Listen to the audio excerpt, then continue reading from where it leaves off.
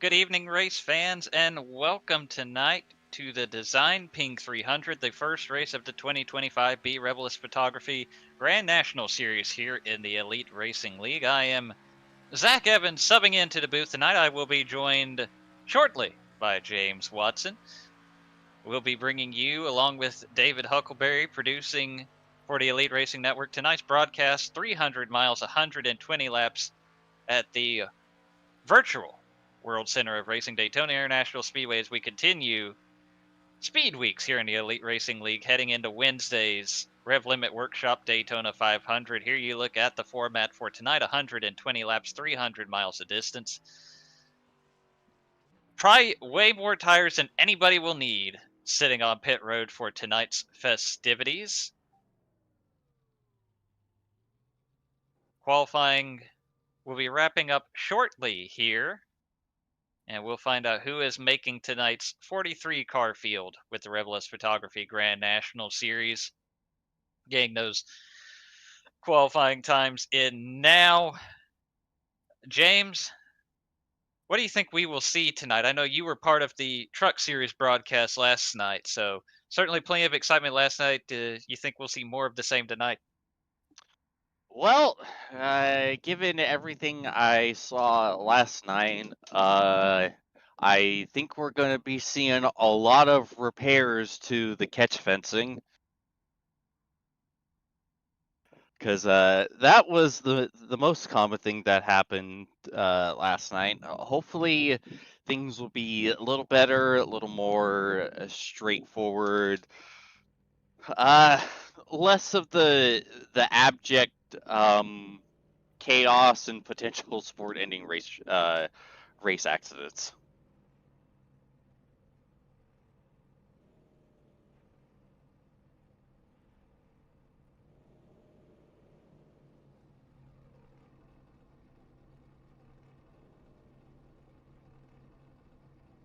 So I believe we have our qualifying lineup ready to go here as the qualifying has wrapped up. On the pole, Gavin Hibbs in the 95 to lead the field to green. Harrison Talon will line up second. Good qualifying run for him in car 51.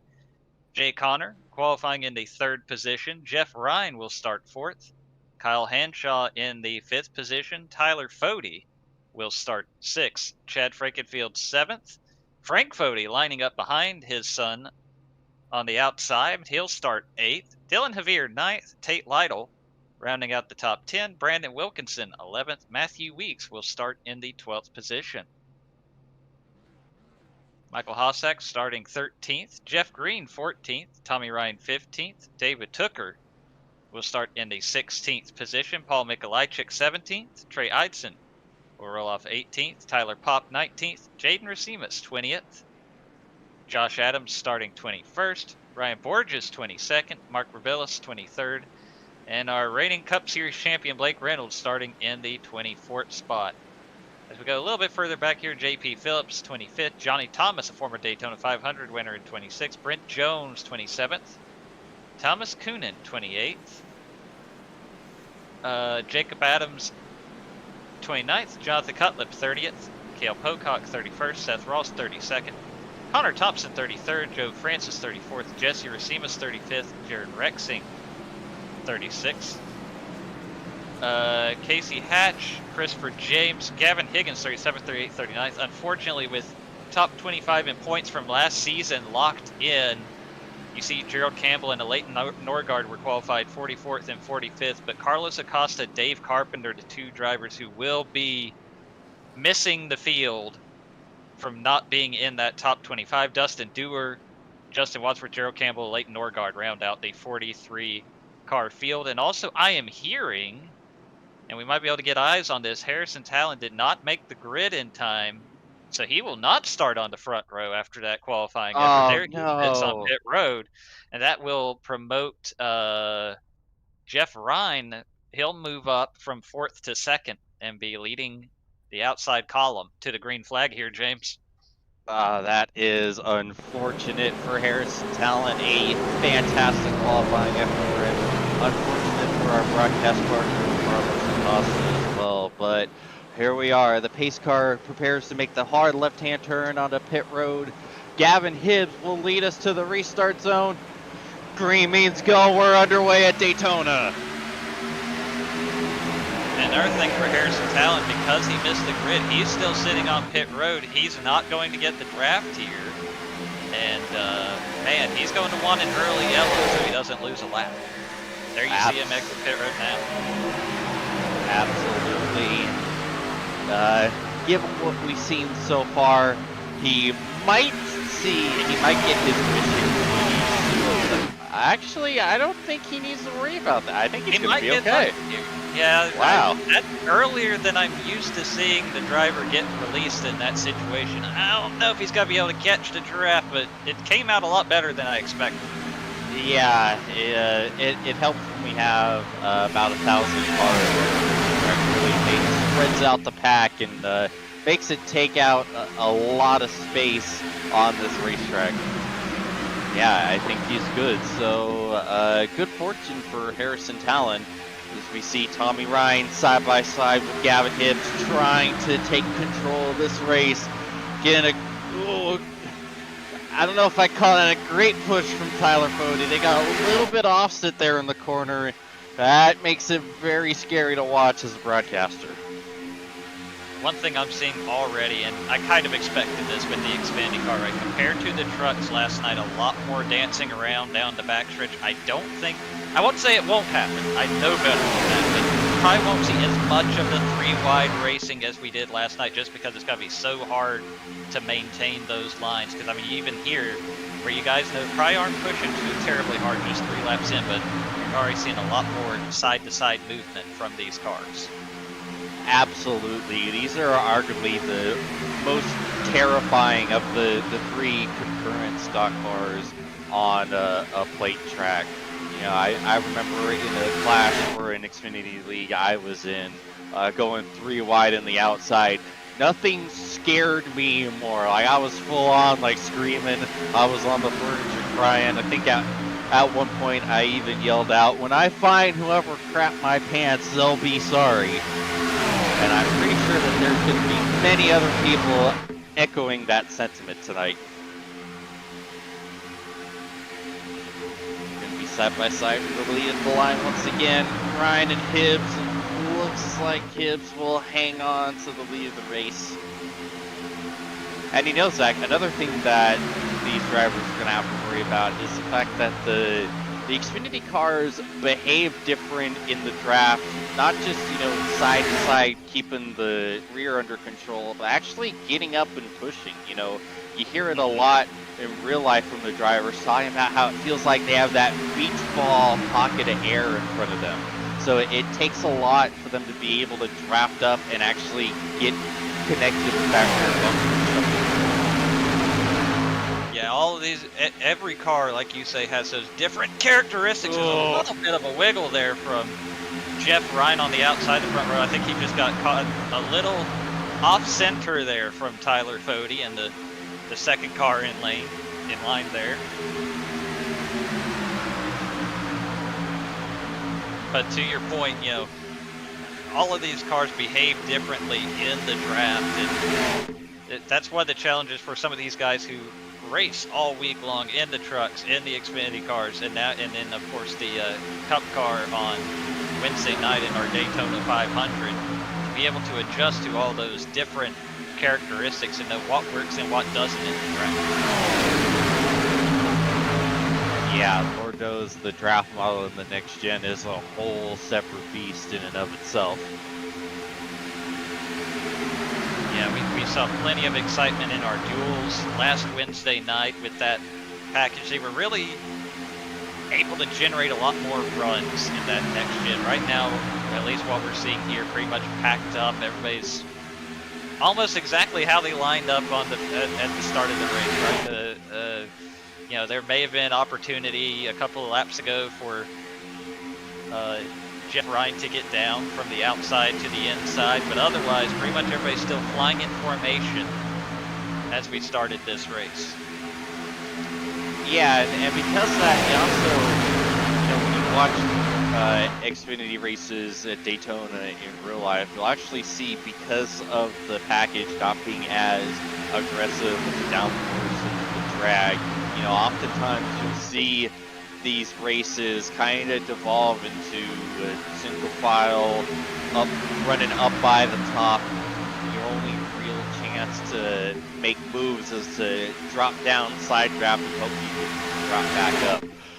So far, we're thankfully still staying, you know, too wide here. Nothing too straightforward, but also nothing too overboard and chaotic like we saw from last night's endeavors.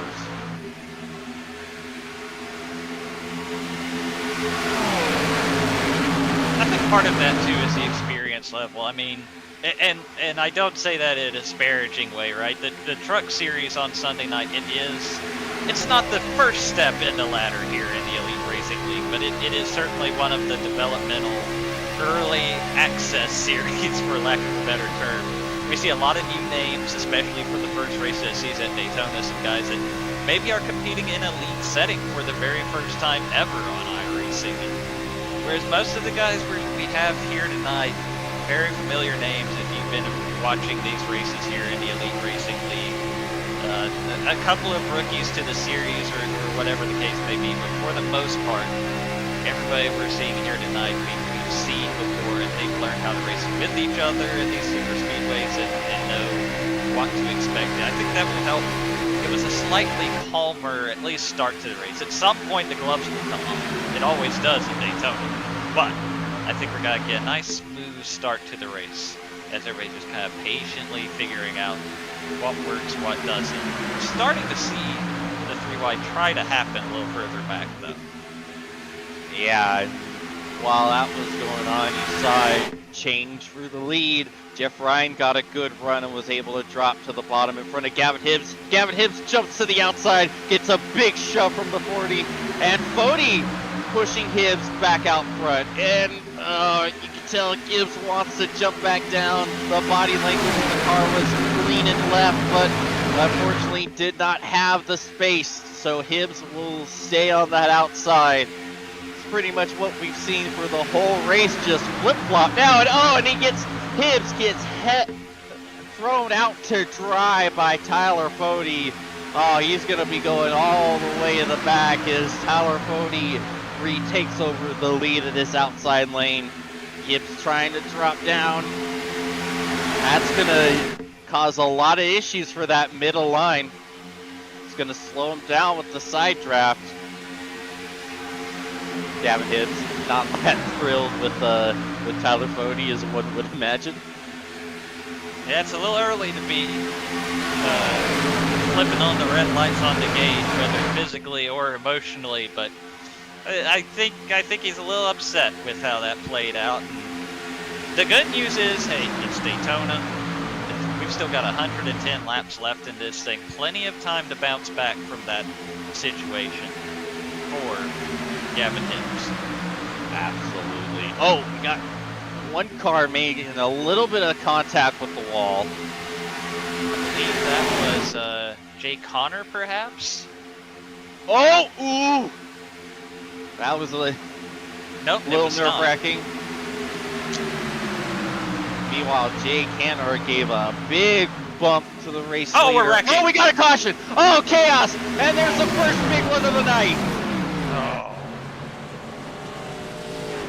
Oh, man, that's a good chunk of the field right near there. See Dusty Dewar with damage. Alright, so let's see what happened here. That gold car on the outside, by the way, is the one I misidentified as Jay Connor as the car that got into the wall. So this is where you see the 77 there of Paul Mikolajczyk. Or no, that's actually... Oh! Yeah. Wow. Yeah, that is. And I lied. That's the 70 of Jesse. I'm gonna have to learn these new cars. I'm not used to announcing on Mondays, but that's Racima's behind. Yeah, it's Jaden Racima's, and that kind of stacks all these guys up. Yeah, it looked like the 7 got a massive shove from the 20, which sent him into the 77 of Mikolajczyk, which sends 7 and the 77 up into the 70. And that's where the chaos comes from. Brent Jones involved and absolutely demolished from behind. Hit by the 30 of, is that Thompson in the 30? Yes, it is. It is Connor Thompson in the 30 car. And then the 6, the 13. Man, big accident there early. Yeah, I'm not sure what happened with that. I don't know if Higgins got a massive run and misjudged it or what. But yeah, that was a gnarly push to the back of Cale Pocock, our winner in the 03 Cup Series race here in the time machine version of the track. And there you see Chris James got some of this. At 55 is Joe Francis. He is involved. Justin Wadsworth, Casey Hatch, Harrison Talon. You have to think, definitely wishing he had been able to grid on time. He probably would have been ahead of this. Mm-hmm. As we're hearing from Race Control, William is calling it a racing deal. Did not deem that Higgins had enough time to avoid the stack up.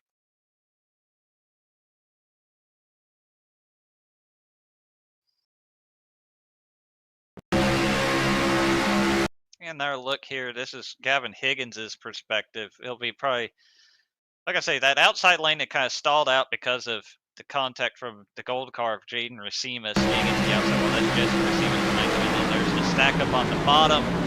And just a domino effect there. You can see some of the cars from about, you see Cale Pocock back off a little bit. You see Paul Mikolajczyk back off a little bit in front of him. But it just, everybody behind that couldn't get woed up in time. And tag, you're it there right at the end from Brent Jones to Harrison Talon to add insult to injury. Whoopsie.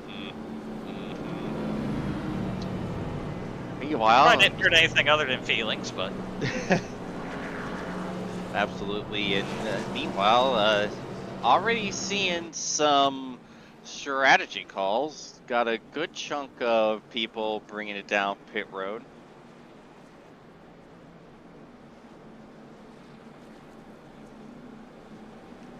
Interesting. And one thing to keep in mind here, of course, while we will not have cautions for the stage breaks, we do have the stages with the full 10-to-1 stage points for a full distance race here in the Rebilas Photography Grand National Series.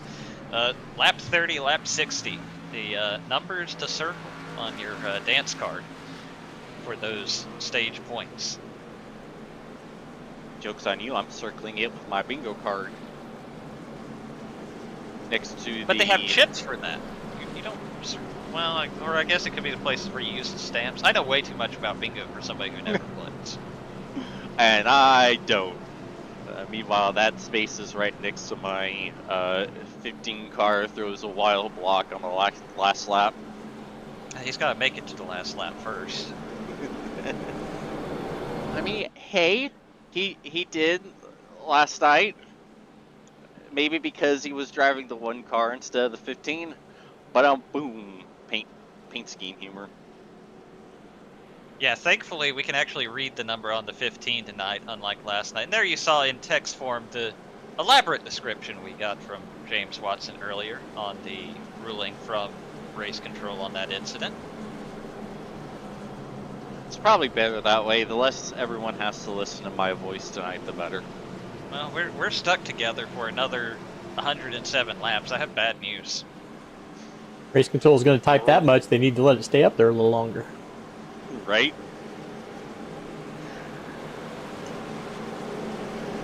Anyways, we are all packed up 2x2. One lap to green. We see the pace car getting ready to make that hard left-hand turn on the pit road. Tyler Fody will lead us back to the restart zone. Green means go. We're back underway at Daytona.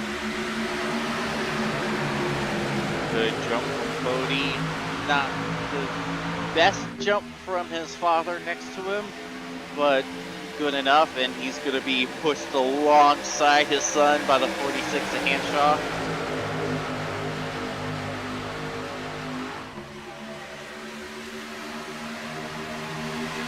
Side by side off to Tyler Fody, inching along, taking the lead of this race. But here comes Frank Fody with that great shove from Hanshaw. Oh, bit of a checkup from Frankenfield right behind the 46. Everyone's gonna get away with it. No major calamity yet. Tyler Fody gonna be all alone, holding on to the lead of this race.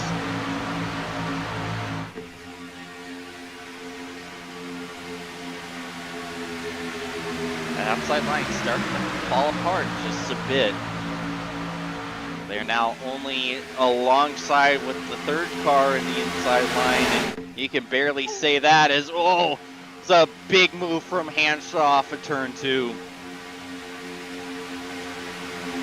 Yeah, I think this is one of those cases where, look, no disrespect at all towards Frank Fody, a guy who has won on the super speedways here in elite racing, but maybe not as much seat time as a lot of these guys, especially in this series, and whether it's just they're not used to pushing him, or he maybe, I don't know if it's even a situation with this car, maybe he needs to be side drafting a little more, maybe side drafting a little less. Those things you have to learn. Every car is different. I think they're just having to figure that out on the outside lane right now. Absolutely, because we've seen Kyle Hanshaw give some great pushes before, a very experienced driver, and already saw him giving some good pushes earlier in this race. I see a little further back, we had the old stick the nose in the middle. That's the 66 there of Tommy Ryan has been able to stick in there and see. This is that tricky spot for that second lane. You've got to either shut off that middle or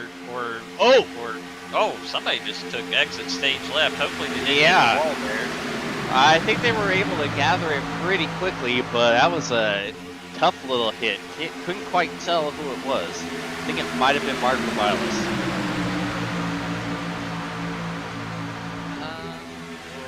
'Maybe. 83 start to kind of force his way up to that third lane. Ooh. 28 coming with a big head of steam. Unfortunately, Thomas has to jump back to that inside.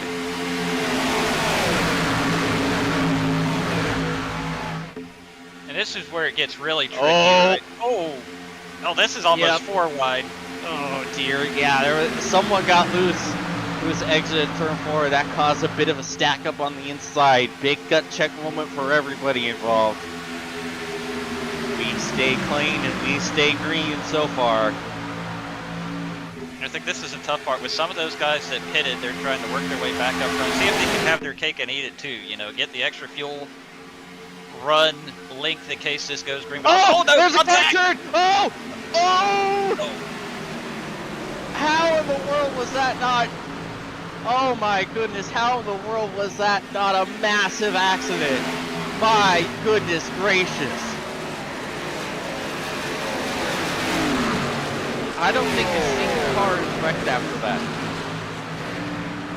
Wow. That spread out almost the entire field.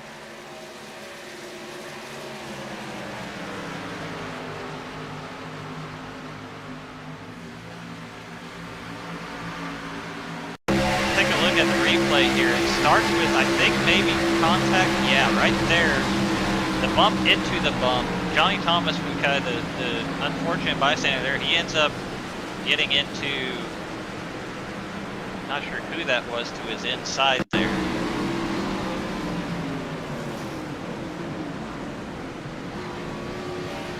This is a incredible job of wreck avoidance by the entire field. Like, that should have been a major accident with another chunk of the field. That's Josh Adams that Thomas was getting into. I don't know how he didn't lose control of that car. I think Netco may have helped a little bit, but that could have been a moment right there too. Yeah, everyone did a great job avoiding all the cars that were everywhere. He had a car encompassing almost every part of that backstretch and no major damage. And now the tough break from that, right, is in a situation like that, race control's discretion whether or not to throw the yellow flag on a super speedway such as Daytona. You can see there on the track layout how spread out this field got from the guys who either checked up or were collected in that, but with nobody spinning or crashing, we did not get a yellow there, and that's completely shaken up the complexion of this race, especially if you're one of those guys that was unable to stay with this lead pack. Yeah, unfortunately everyone did a too good of a job saving in that regard. And now this is a massive moment of helplessness for about half the field, or at everyone's discretion on if we're going to stay green. You need a caution if you're going to get back into this race.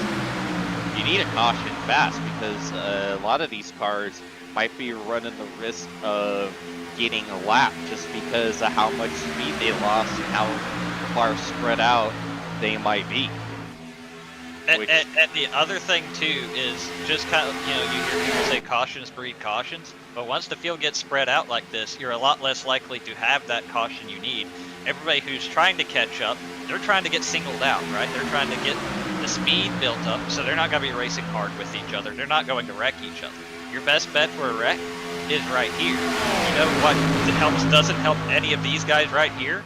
A caution. So guess what they're not going to do? Take any unnecessary chances that might screw that up.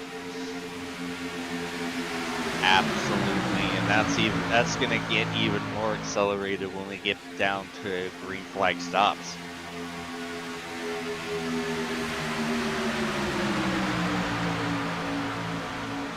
Well, we stay green and we stay focused. Tyler Cody continues to lead this race with, I believe, Tate Lytle there leading that outside lane.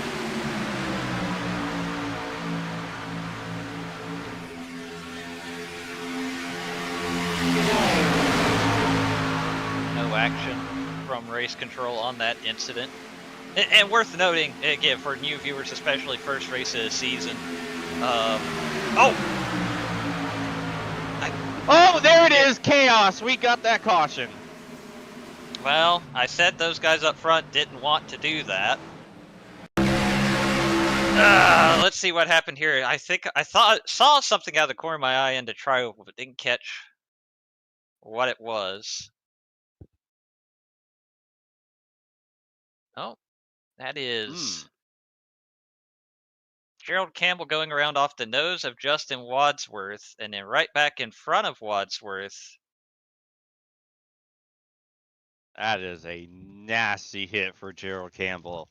Yeah, he has significant damage. He says he is having trouble steering that car as he tries to limp it to pit road.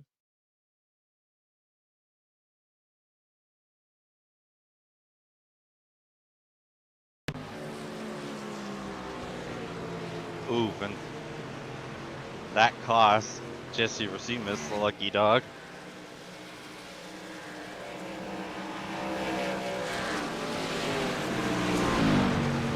So there's the caution that second pack needed. Chad Frankenfield, league owner, saying this is not going to be the end of the stage. Sometimes with these cautions, they come close enough to the end of the stage that the race can't restart, but he's saying we're going to get this thing going and have a shootout to get to lap 30 for those stage points.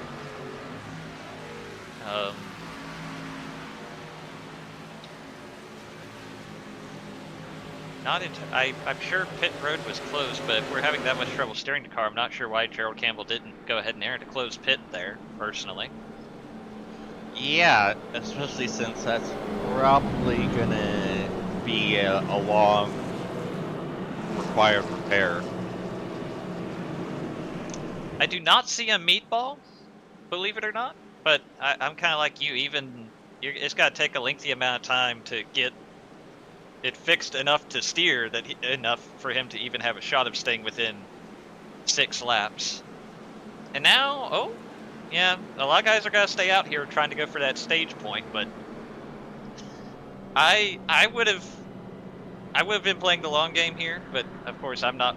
I don't know. I'm not very good at iRacing, so Well, I would have loved pitting here and getting a full tank of fuel. Well, I don't know if I necessarily disagree with this call because, you try to play the long game and you end up getting wrecked, which can absolutely fair. happen very easily here.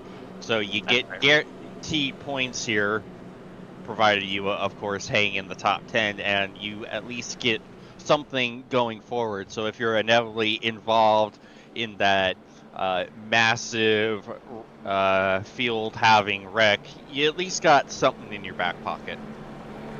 No, for sure.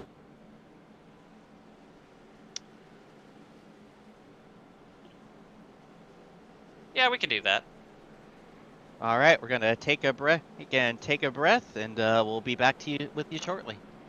3 years of sellout crowds, 3 years of edge of your seat action, 3 years of jaw-dropping finishes. Worldwide Technology Raceway has rocked the world of NASCAR, and now NASCAR is giving us another reason to celebrate. The 2025 NASCAR Cup Series Championship Playoffs are coming Sunday, September 7th, 2025. Just when you thought the racing couldn't get any more intense, now every single lap matters. One wrong move could be the difference between elimination and being crowned the king.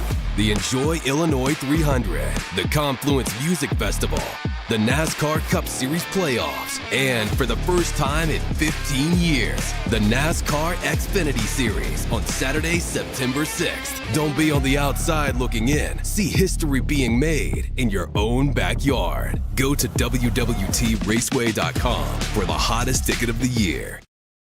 Since 2010, race fans have had one burning question. When will the Xfinity Series return to Worldwide Technology Raceway?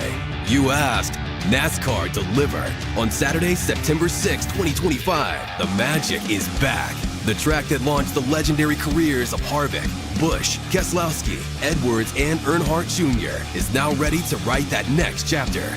We're going to introduce you to a new crop of future champions and Hall of Famers. And in the process, we'll create more of the greatest moments in racing history. NASCAR Weekend 2025, the NASCAR Cup Series Championship Playoffs, the Confluence Music Festival, and now 250 miles of the NASCAR Xfinity Series. 2 incredible races, 1 challenging track, a 3-day party of epic proportions. Go to www.raceway.com and lock in your weekend racing and camping packages for as little as $20 down. Alrighty, we are back and we are 1 to green. And when we get back on, we're going to have 2 laps to go before the end of stage 1. So buckle up, everybody. You thought the first few laps of this race were sketchy? Oh, you haven't seen nothing yet. Not when there's points to be paid. And we saw, especially with the Truck Series race last night, these stage points can be very helpful because even if you get tangled up in an incident later in the race, if you have 6, 7, 8 of those stage points or even more, it can really soften the blow of a poor finish. Absolutely give you some sort of consolation prize.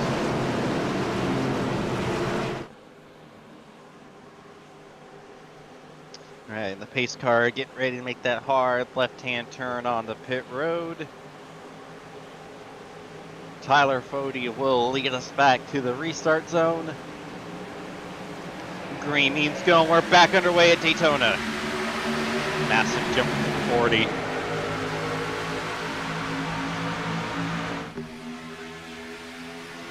Already getting some jockeying for position. Got the 11 car making the jump to the outside lane. It's going to hurt the inside just that little bit. You would think, but it doesn't look like it. Tyler Fody with getting a massive shove. Getting pushed out in front. Here comes Jay Connor though. Jeff Green behind him on that outside lane.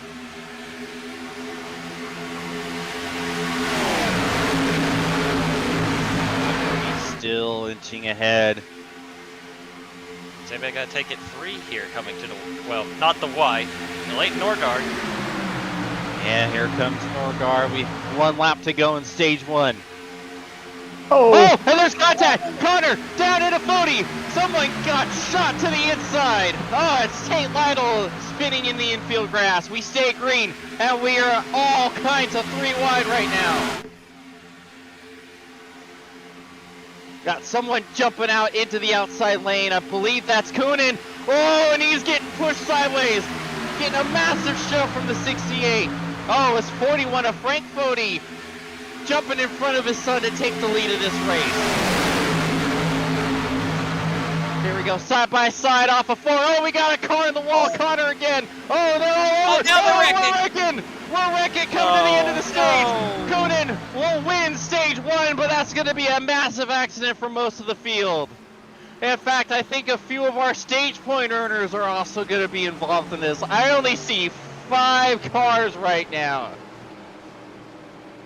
Well, we called it there, Zach. Yeah, that's not what you wanted to see. That's not what you wanted to see, especially because, again, here in Elite, the stage doesn't bring a yellow unless you decide to crash coming to the end of the stage. Not the first time I've seen that here. Probably won't be the last, but nevertheless, let's take a look at what happened here on the Rebilas photography. It's got to be further up than this. Yep, there we go. Yep, looks like Somehow... Green and Higgins make contact. Did Green get into the wall coming out of 4 here? Yeah, him and Connor. It looks like Connor gets kind of squeezed up into the wall. It's, Yeah, he by gets the squeezed by the 62. 62 of Chris James is in that 62 car. Yep. Squeezes Connor into the wall. Green follows him up into it. And then it looked like he tried to dive to the inside of the 9, making it almost 4 wide. Gavin Higgins had the same idea. Green and Higgins meet in the middle, and that's when all hell breaks loose.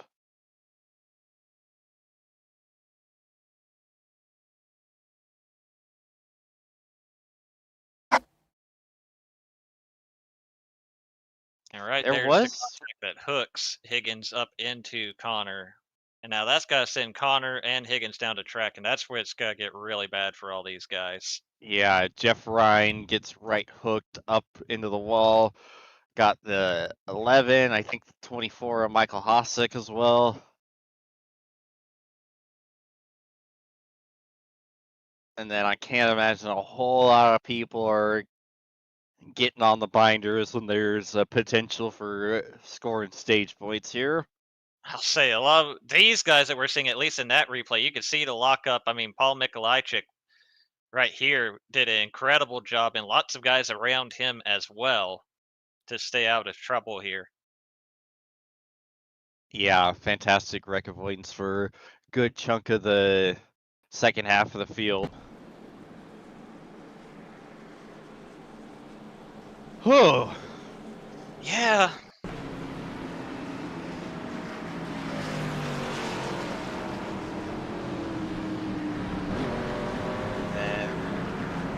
Potential incident under yellow here? maybe not. It may just be that they're going too slow and they got tagged as being crashed. Yeah, this is just guys trying to get lined up here.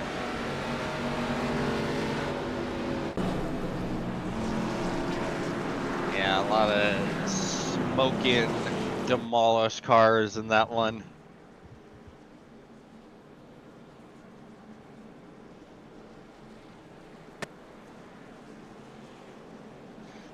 Well, that was a fantastic move by Frank Fody and Coonan to jump to that outside and put themselves in position to get those good stage points. Raikkonen pulling off the stage win.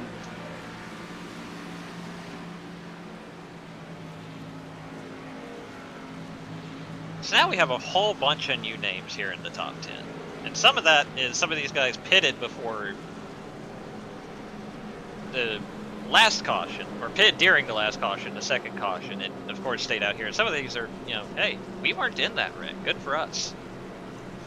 Yeah, a few of these guys played the long game, like you said, and were able to miss that massive accident, and now they're sitting in a good spot here. Now, I'll tell you, there's playing the long game, and then there's whatever Mark Rebilas is doing. If he hasn't pitted in either of these last two cautions, you see he's got the 20-lap stint length right now. That's playing with fire. Because if this turns into a long green flag run, you might be pitting all by your lonesome when you have to pit halfway through everybody else's fuel run. Yeah, I can't say I'm surprised. You know, we've seen Mark have some interesting strategy calls in the past, so I can't say I'm too shocked about that. We'll see how it works? Question mark.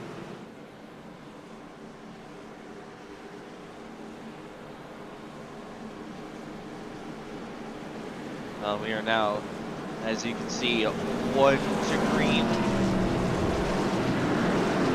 See what Mark Rebilas has on that outside with last night's race winner, Trey Eidson.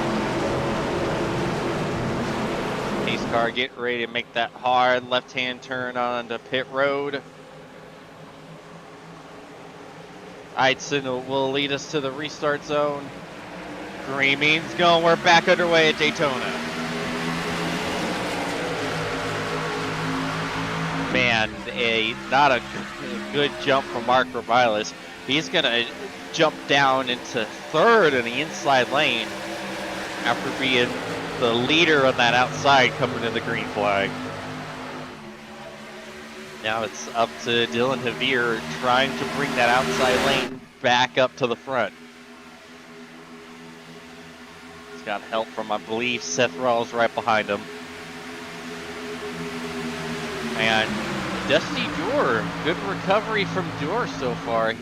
He got some pretty significant damage in that first major crash, but that 32 car does not look any worse for the wear. And you know Dustin Dewar is always going to be in the mix when we go to these super speedway races, really all of the do-good cars, so if he's got that thing fixed up where it can run up front with these guys, he could be a driver to watch here as we move forward. Still plenty of time, 86 laps to go here. Absolutely. See, Eidson starting to inch forward, getting a good shove from the 34 JP Phillips right behind. As you see, race controls ruling for the last crash coming to the end of the stage.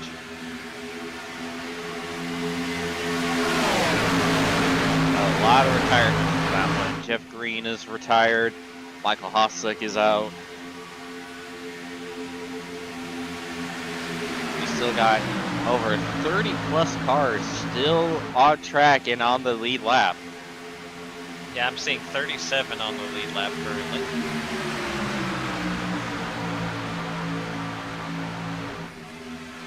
So in spite of all these incidents, there's a lot of guys still able to keep it running here. I think we've seen that throughout speed weeks to an extent. It seems like right now it's a little bit more forgiveness on the damage model front than we've seen in the past at times. I mean, I think the only good one we had in that battle was Michael Hossack. He was driving a freight train on his way back to pit road, unfortunately. But everybody else, I mean, we talk about Gerald Campbell. He's still out there making laps. He's out of the draft, but he's still hanging in there at the moment. His car couldn't even turn a couple of cautions ago. Absolutely, yeah. We saw Michael Hossack letting out the magic smoke of his 24 car.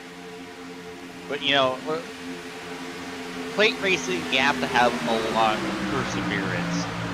as if you're in a wreck. You just gotta stick with it and take as many opportunities to get your damage fixed as you can, because you never know. You might be putting around with a massive dent in the fender, just barely hanging on to the lead draft, and then 30, 40 laps later, suddenly your car is completely fixed and you're battling for the win once again. You never know how these races are gonna pan out. Like Cody McCorkle last night, getting major damage in the first incident, was towards the back pretty much the entirety of the race until the last 20 laps, when he got that 2 truck completely fixed and ended up grabbing a top 5 after it was all said and done. So you never know what's going to happen in these races, and just keeping the car on track no matter what, you're still going to have a great chance to bring home the win, or at least a good finish. And the other thing too is, I'll say this 6,000 times tonight, but like 300 miles, 120 laps here is an eternity. Especially when you consider, oh, we got a car on the wall! Chaos! Oh, we got a car around!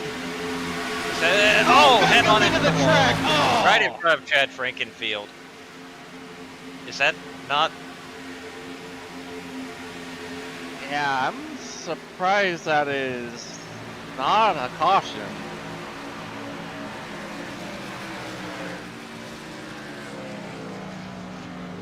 Yeah, I mean, there it is. So, oh, was this?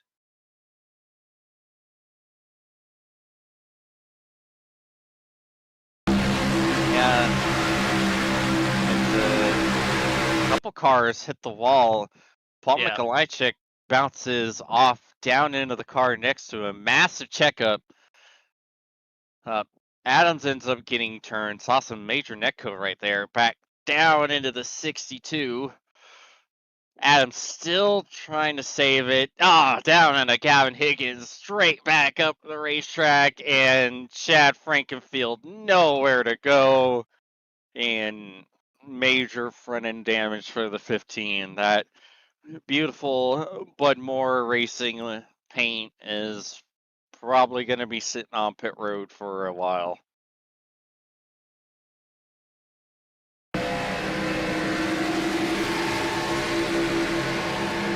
Jacob Adams, pretty sure I just saw the telltale smoke on pit road that if there was anything left in that car, it is no longer playing nicely. Yep, the magic smoke is once again let out.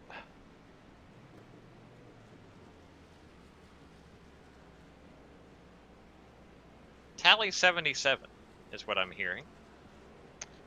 Yeah, I can't say I disagree on that call. That was a manual caution as well. So a couple of things to clean up there.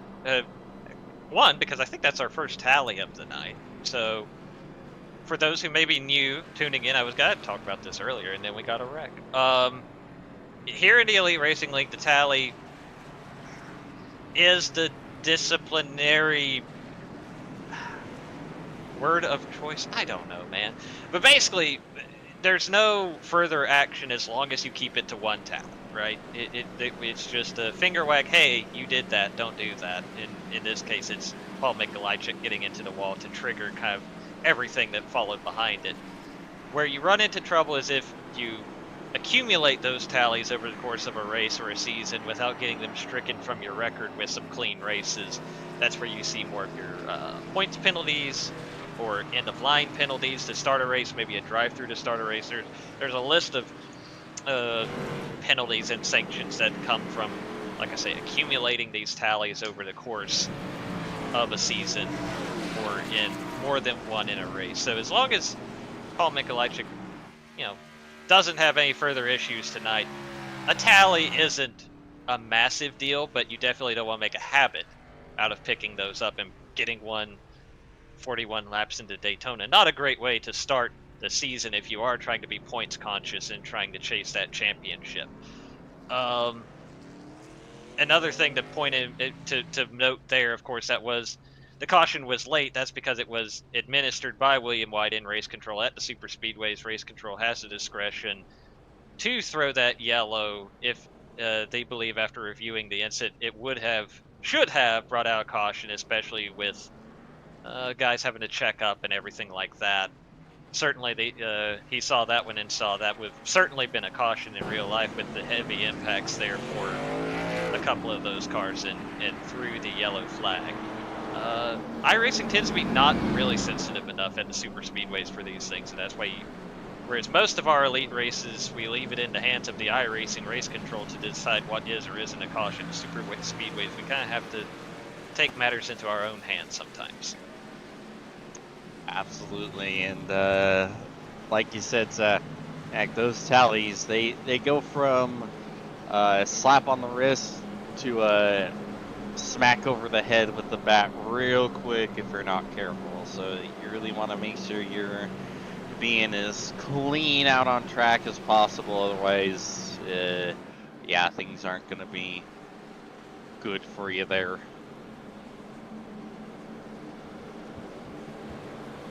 As we are 1 to green, just short of the halfway point of stage 2.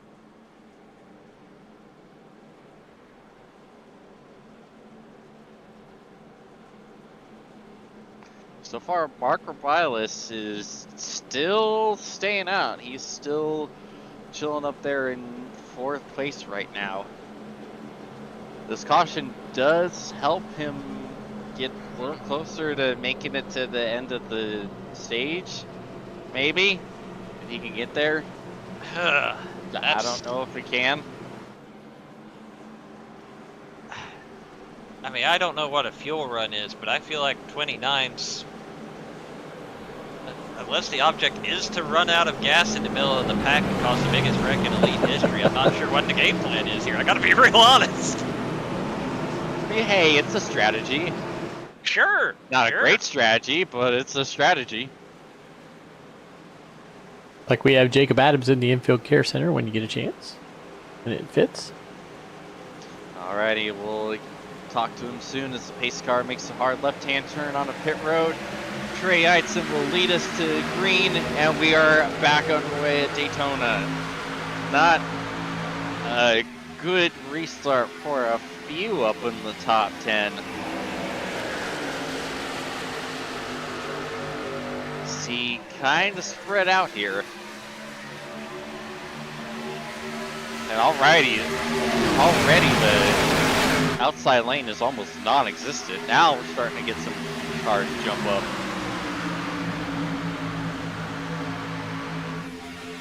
Saw Jonathan Cutlip, one of the first ones to make the move. Cutlip now trying to make it 3 wide. That's a bold strategy there. He doesn't have any help at the moment, and I don't know if anybody's going to jump up there. Yeah, I think that's not likely to change here until he gets a lot farther back in the field. I wouldn't be rushing to help him, that's for sure. Nothing against him, but I'd like to log some laps. The last thing I want to see from anybody is 3 wide, so I definitely would be the person. Also, plus, Jonathan Cutlip is a very talented driver, very good on draft track, so I would be like, I don't want to get him up there. Or I want to get him in the back where I don't have to battle for the win with him. That would be what maybe would make me go up there. If it's my one chance to get up there. If he thinks it's go time, then sure. But I don't know. It would take a lot of convincing at this point in the race for me. Excellent point. Well, it does look like we lost the infield care center. And I was just about to say we should bring him up. Yeah, unfortunately, it looks like he's stepped away. Maybe escaped through the tunnel, headed towards the airport. Back.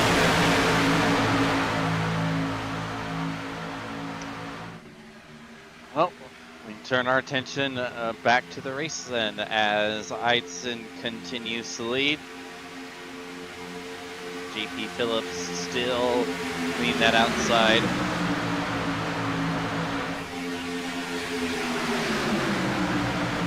I'm starting to get some very significant flashbacks back to last season's Elite Cup race at Fontana. What about you, Zach, as far as the visibility?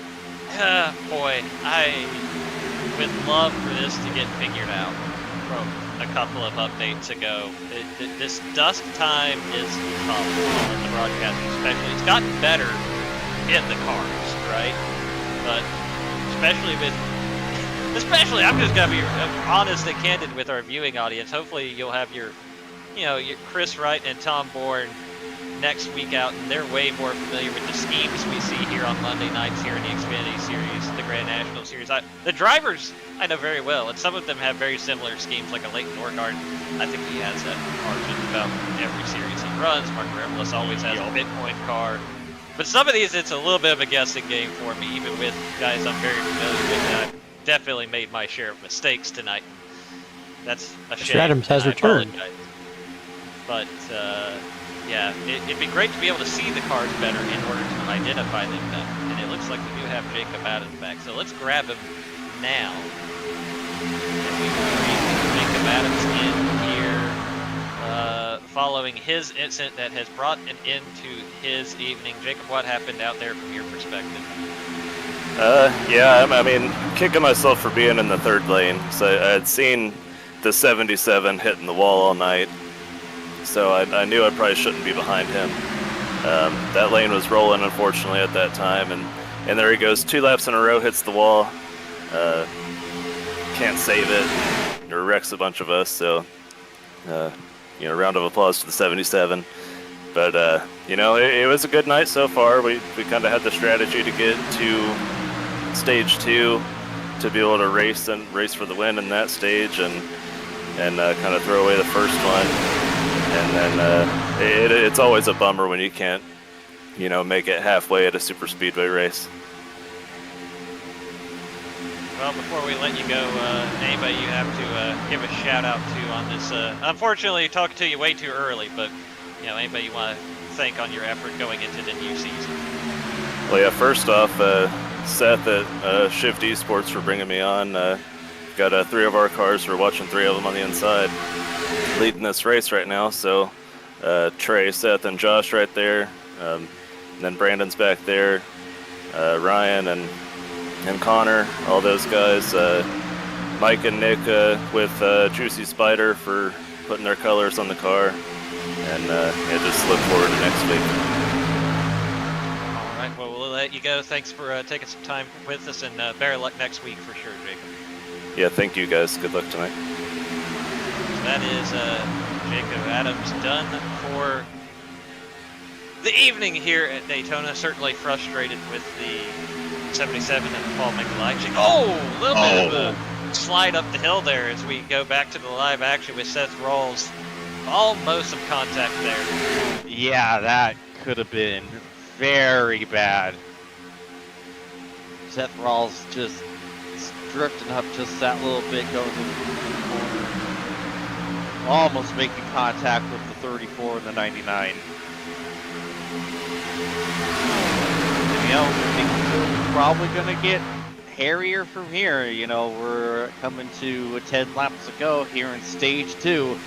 We know everyone wants stage points. We know everyone is willing to be pretty aggressive for those stage points. If the junk cars from stage 1 is any proof of that. Oh yeah, and I'll admit at the start of that I was thinking we'd see a much calmer start to this race. We haven't. Nope. And they're gonna try to work around the lap car there of Justin Wadsworth. He pulls below the yellow line. That makes it a lot easier as they go down the super stretch here at Daytona. But Yeah, no, it's been a lot more aggressive than I expected to start the night. Like you say, with those stage points looming on the horizon, I expect we could see some more fireworks here in the next 10 laps. And don't forget, we still have to figure out when Mark Rebilas is going to run out of fuel.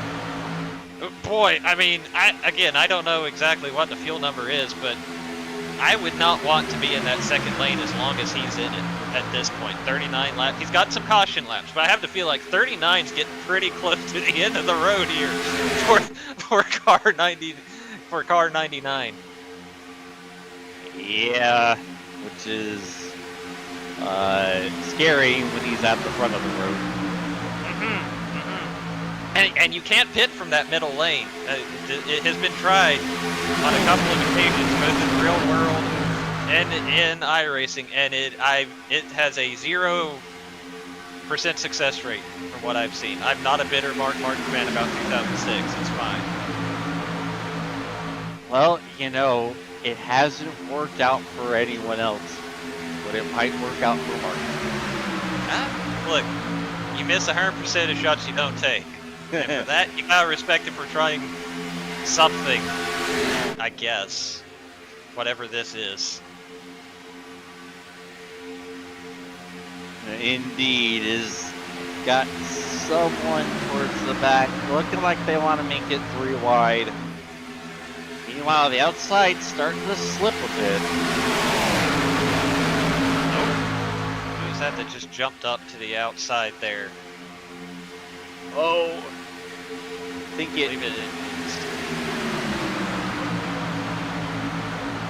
it might be the 22 Josh Adams. Josh Adams. Yes, and he is getting out to the front now. Oh, we got a car up in the wall. Chaos. Harrison Talon up in the wall. And another car down to the inside, the 14. That's Casey Hatch against the inside wall. Will that bring out a caution? Apparently not. Like. We'll see.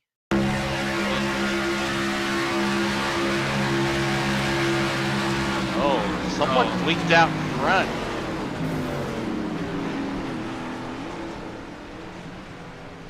And just kind of ended up sending the 51 around. And we got caution.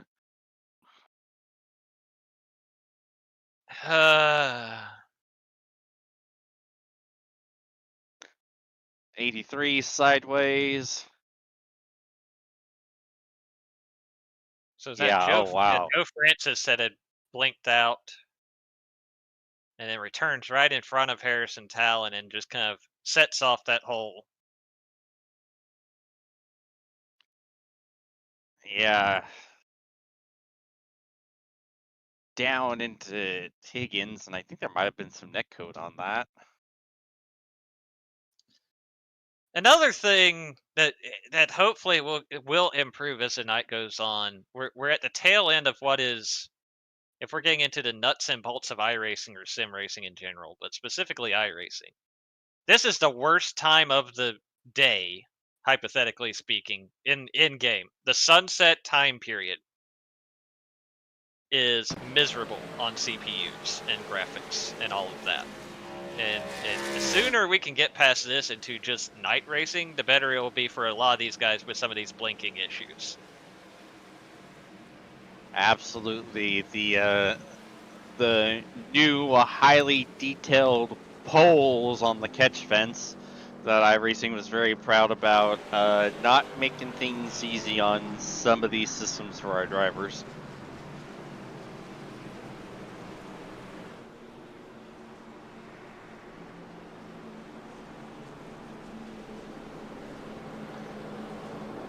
Well, now we're gonna see, we're in almost a carbon copy of what happened in stage 1, where we're gonna have a couple laps to go before the end of the stage, and we'll see who wants to pit. Surely,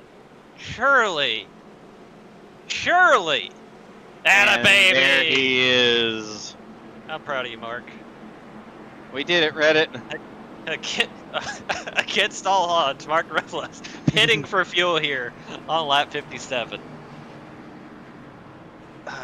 Do we have any more commercials we need to get in, Mr. Huckleberry? We do.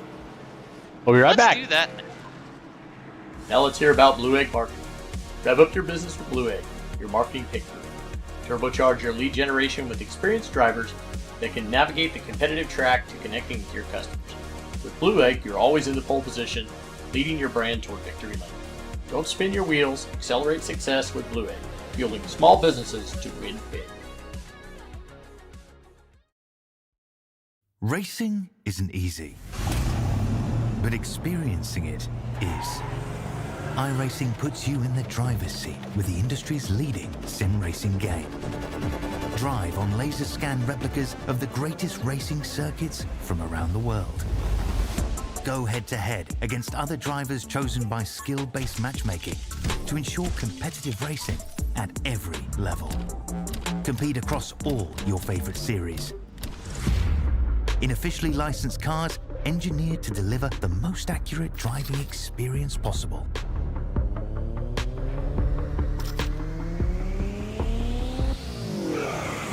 Join a race or host your own with players from across the globe.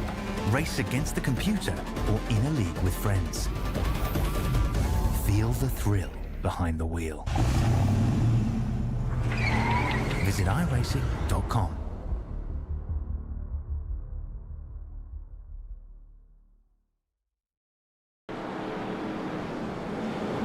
Alrighty, we are back and getting ready to get the 1 to green call from race control. We saw Mark Rebilas bringing it down pit road, and he is going to be, I think, outside of the top 10, unfortunately. That wacky strategy almost paid off.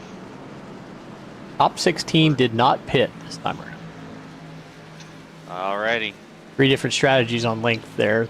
3 at 26, 1 at 31, and everybody else that came at lap 40.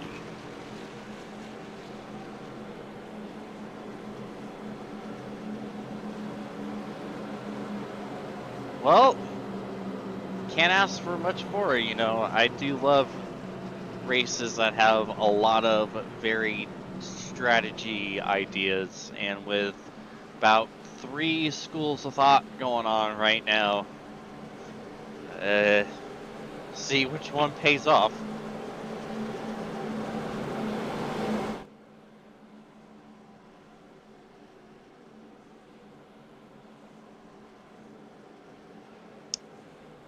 Gonna be another 2-lap shootout for the stage here. Hopefully, we actually stay green flag at the end of this stage, but we'll see.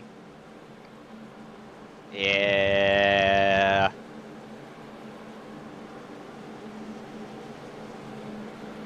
That wasn't a voice of optimism there, Mr. Watson. Yeah. We'll see.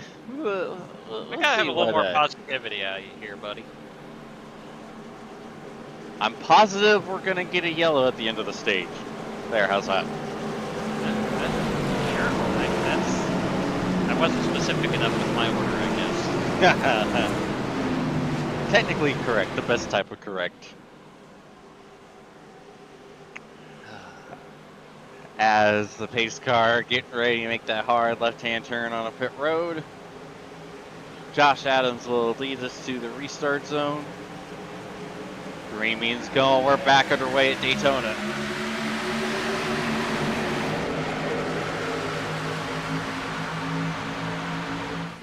Side lane moving forward. Good jump from our race leader. You wonder when he's going to make that drop down to the inside in front of his shift teammates. Oh, he's not going to. Eitzen moves ahead.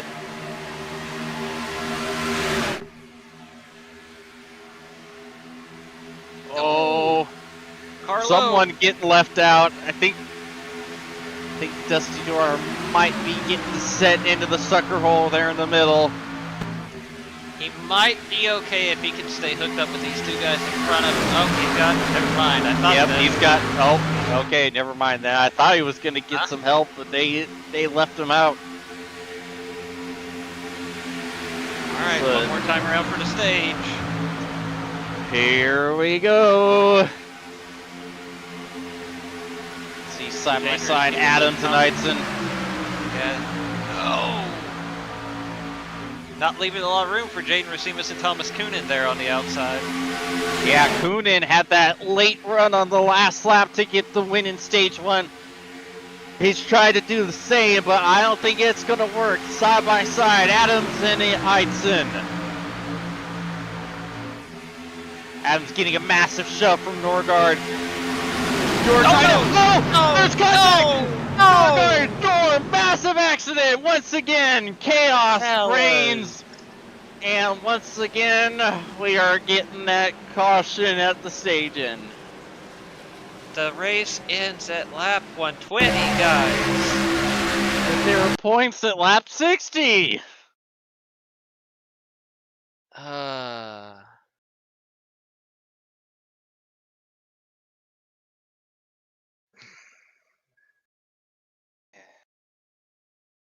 Trey Eitzen, the winner of stage 2.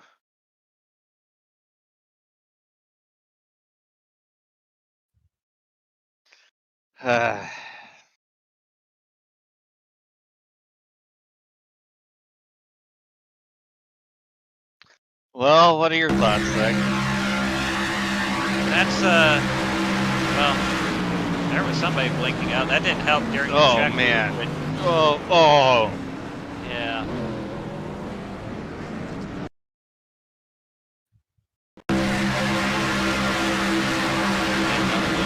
JP Phelps getting checked up with it. Gets hit from behind into Tommy Ryan. Head on into the wall.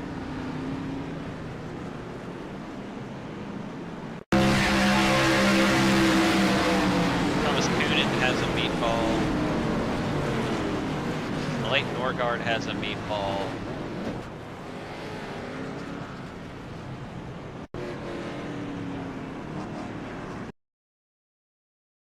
Just, I understand those stage points were on the line, but that was, and it's hard to, I'd need another look to see really what kind of set that off, but just, you got to think big picture, I think. You know, regardless of the fault of the incident itself, just a lot of really driving hard here for a couple of points, and then you didn't get them, and oh, by the way, your race is over. So here you see it was Dewar and Norgard that make contact, but I'm not sure, because, you know, Norgard goes up the hill before this. I don't know if it was a bad bump that sent him up the hill, or what happens here.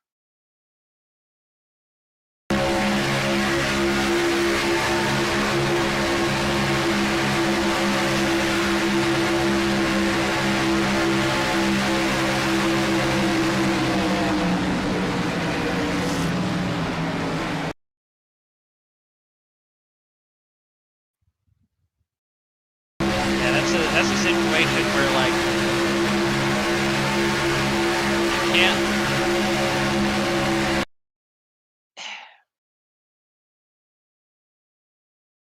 I don't love this situation from either guy.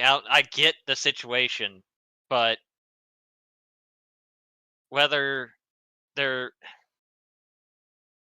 so there's the contact there, but I mean, you could see from the other side of the exhaust there, Dusty was trying to check up.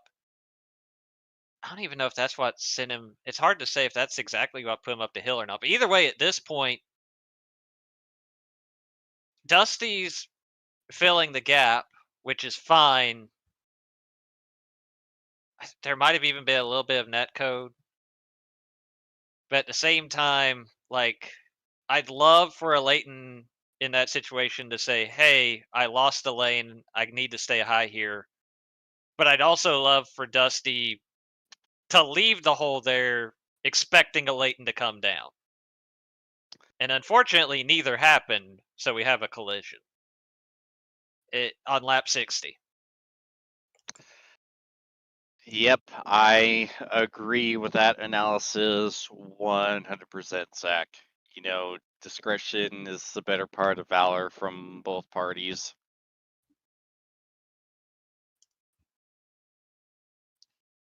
Tally issued to the 12, so I guess in the eyes of race control, the ultimate fault of the incident falls on Norgard closing the door on Dewar at this point.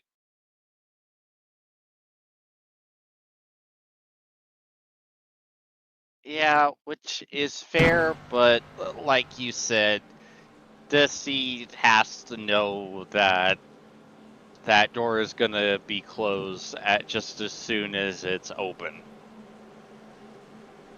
But it's tough too, because again, those stage points, it's hard to make a guy lift at that point. I get it. I do get it. They're all racers, right? But I just...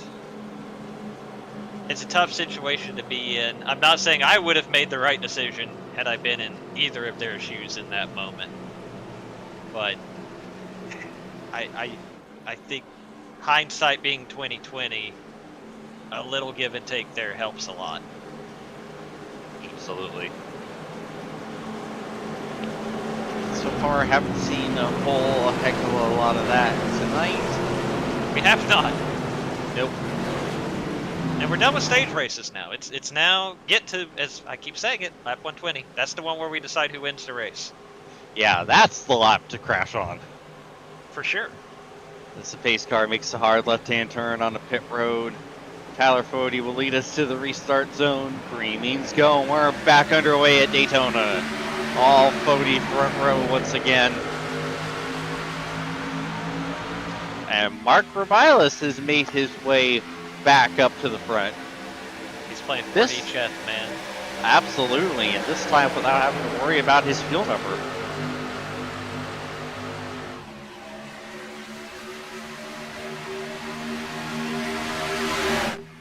And he is... Oh, we got another car round! Guys! Chaos! Guys! A veer round. 31 around. Frankenfield gets hit again. So what happened here? Oh, I see what happened here. Gerald Campbell and Chad Frankenfield happened here. Because neither of these guys are going to give each other an inch. It doesn't matter if it's lap 1 of the final stage. Unstoppable object versus immovable force. Again, there is netcode. There is netcode. The race control decision will be netcode. What are we doing? These are two guys that have been doing this way too long, won too many races, champions. How did we get here? Well, you see, in 2008, a brand new program started. Okay. Go on 31 and wind it back just a little bit more for me, please, Dave, because I have a... He had a big old run. I'm trying to figure out how we got a big... How did we get such a big old run?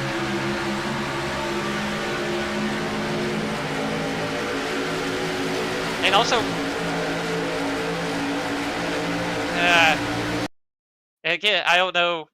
Did he think... No, there was literally nobody behind him to take him on the run. He's kind of laying back on the restart. I'd wag my finger at that. That's why he has the run. You're 3 car lengths back on the restart. That's no good. I don't let bad Gerald can't do that. So that's why he has the run. We can play at full speed now. That's why he has the run to take it 3 wide here. He's doing the Days of Thunder restart. Don't love that at all. So yeah, has the run, goes to the outside, goes up there with nobody's got a draft with you up there. You're the last car in line, Gerald. Nobody's got to follow you. There's nobody there. And then you get net coded. But of course, you know Chad wasn't going to help you even if you cleared him. So where are you going? Where are you going? Oh, I hate everything. I hate everything. I'm so mad. I'd also like to remind everyone that both of those cars are 4 and 5 laps down. Oh, you know what? I wish you hadn't told me that part. Now I'm real mad. That was a desperation move for Gerald because he was going to become 6 laps down and be parked next time around. So. But not if he doesn't get. Just stay with the draft. Yeah, just stay with the draft. But you don't have to do that. Now you are gonna be out of the race if you lose a lap getting your car fixed from this, and then you will be done. Like what are?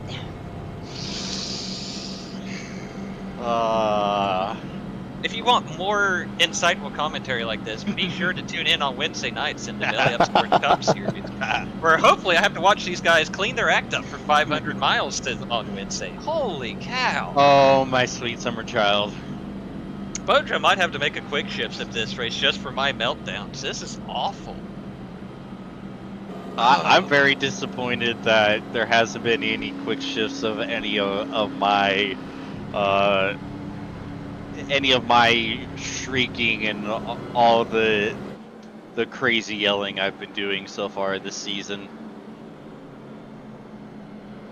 Oh my gosh. Well, we're 66 laps in here at Daytona. Hopefully it gets better. 7 cautions in here.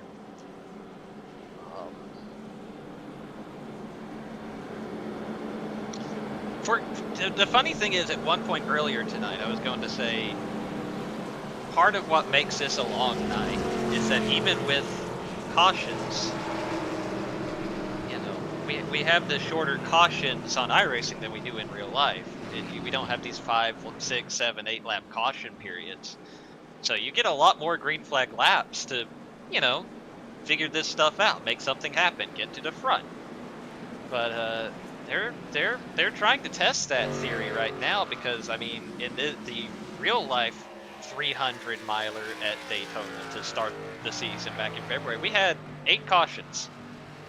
8 cautions for the pros here, and we're at 7, and we've still got 54 more laps. Hey everyone, we shortened the cautions, so now everyone on iRacing will get hit more green flag racing. The racers tonight, hold my beer. And hold my hood if you're Jane Racimus. How about...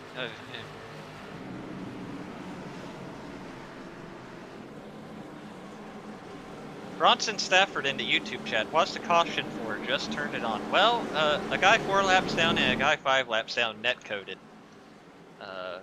Trying to go 3 wide on the restart. That's what happened, Bronson. I gotta be real honest with you, buddy. Yep. Bronson, if I'm not mistaken, former Truck Series champion here in Elite. The year I announced the Truck Series with Gerald Campbell. Hi, Gerald.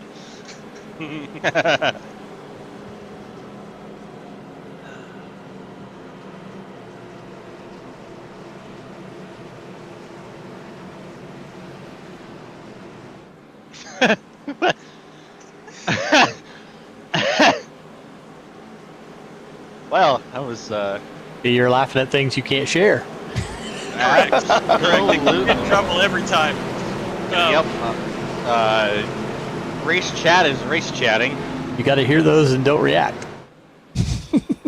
We failed that time. I have not helped. I've definitely brought the temperature up in the booth at the moment. I think we could have ignored it if I hadn't just got on 2-lap rant under caution. You're absolutely helping. As Tyler Fody will bring us to the restart zone. Green means going. We're back underway at Daytona. Please stay green.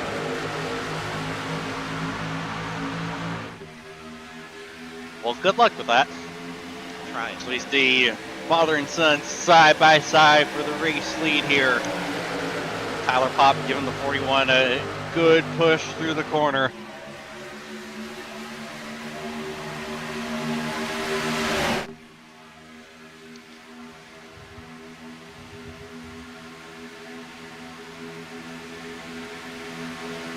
Frank Fody getting pushed ahead for the lead of this race. Tyler Fody fighting back, trying to make it side with his dad.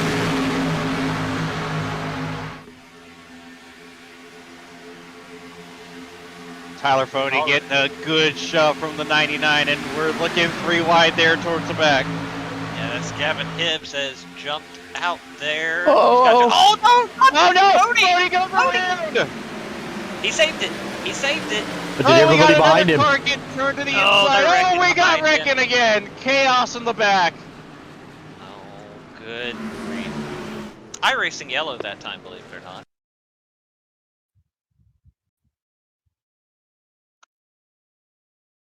So what happened? Okay, well, yeah. starts, something happens in front of these guys that were like going to get around Gerald. Nope, Tyler Bowden, excuse me, not Gerald. Can't blame Gerald for everything. So I'm kind of curious. Holler when you see something and we'll move up. Yeah, there goes Bodie, and then Oh, they there's checked up and right contact there. checking up. Yeah, Thompson that's gets turned by, I think, Wadsworth. Connor Wadsworth. plows into Wadsworth. Chad gets hit again. Javier gets more damage. Harrison Talon, I think, avoids any extra. Oh, Jane No, Jane Racimus. Finishing off Dylan Javier. Hanshaw got turned around there at the end of it as well. And Kiss.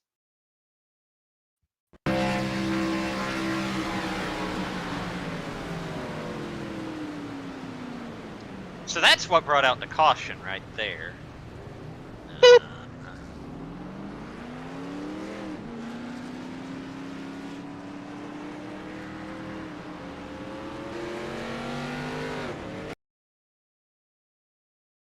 Well, that saved Tyler Fody. It did save Tyler Fody for sure, and because he would have lost the draft for sure. Just a bump gone wrong there from Mark Rebilas into 99 to Tyler Fody up front. Just what? Boy, he wasn't off by much, but he was not quite center. And by the time, I mean, you could see there the exhaust. He is letting off, but it wasn't fast enough. It wasn't in time for Fody to be able to gather it up, unfortunately.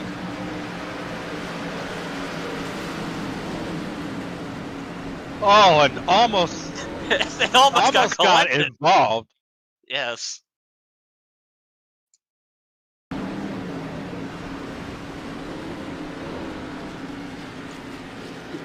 Fody probably taking a deep breath, realizing, all right, I'm safe. Not even noticing the calamity going on in his mirror.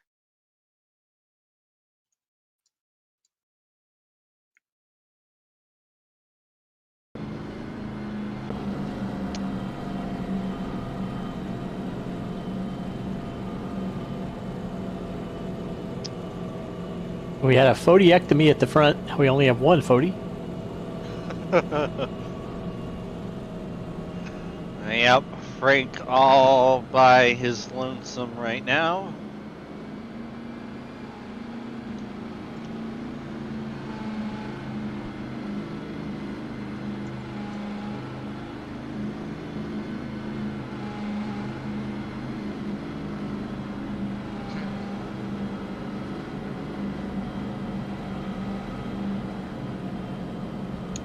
Paul Mikolajczyk so far with a fantastic recovery from the earlier incident, sitting there in P3 right now.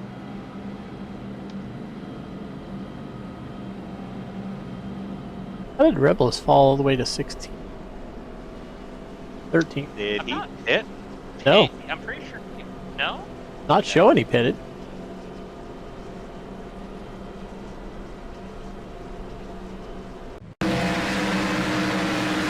Oh, he went low. Oh. Yeah. That'll do it. That will. And then once the caution kicked off, it gave him that spot. You'll have that.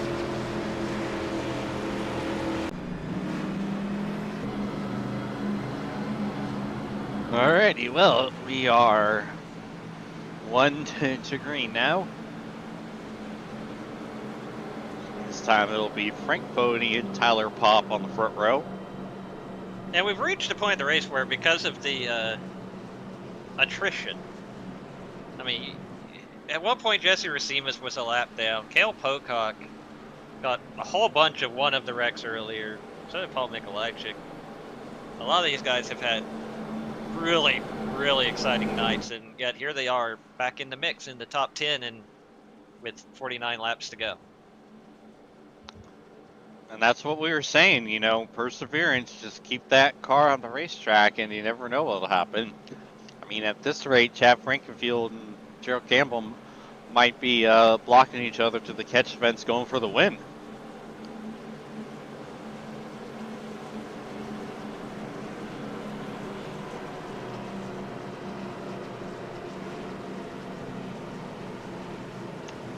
Cale Pocock was another one that had significant damage, like you said. No action for either incident. Fody did not receive severe damage from the contact with Rebilas, and Wadsworth unable to react to a large checkup in front of him. I think that's fine. I agree with that.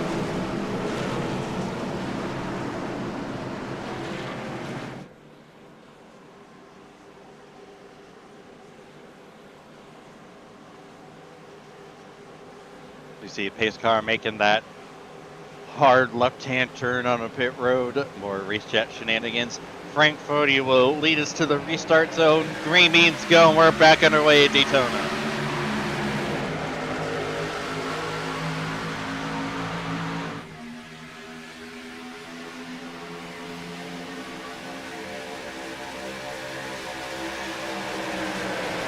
Mark Rebilas getting dragged on a race chat, as Tyler Popp is trying to drag that outside lane back to the lead. They're going to be side by side off of turn 2.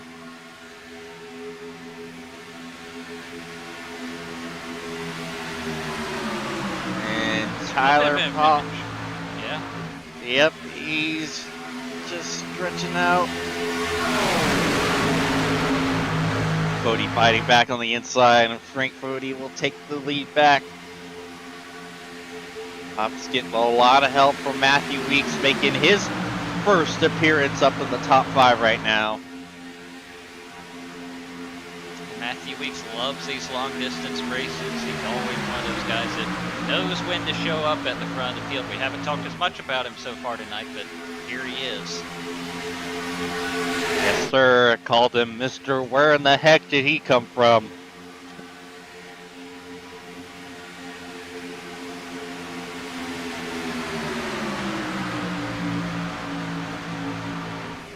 Starting to get a little gap on that inside. Thomas isn't quite tucked up to 77 Kowalczyk.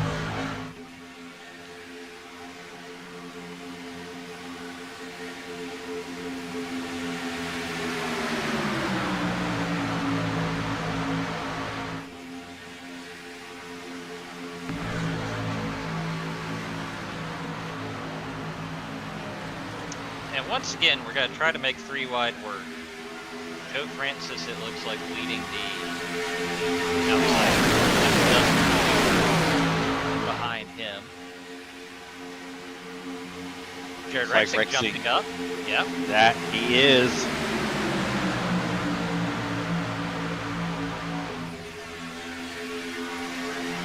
I'd say it looks like he wants to join. Body language to the 92, it's cinching up there, but Rexing is going to be right out of his quarter panel. And maybe a few other takers. Boys, if you're going to make that move, you got to make it quick. Yeah, this always leads to trouble when you try to play the in-between game that we're seeing right there. Whoa, and there's Pocock. He finally makes the jump. Cale Pocock getting shoved. Second place in line, and he's about to be side by side with everyone else for the lead. As Frank Fody holds on to that race lead all by himself. That third line has really hurt the momentum of the middle as Mikolajczyk jumps to the middle of the lead of the middle line, rather, and now Mikolajczyk will take the lead of this race. Oh, Mikolajczyk out in front, and he'll jump down in front of Frank Fody. Oh, Pocock in the wall. Oh, they're checking him. Oh, and down goes Dewar, and we're wrecking again. Chaos is out.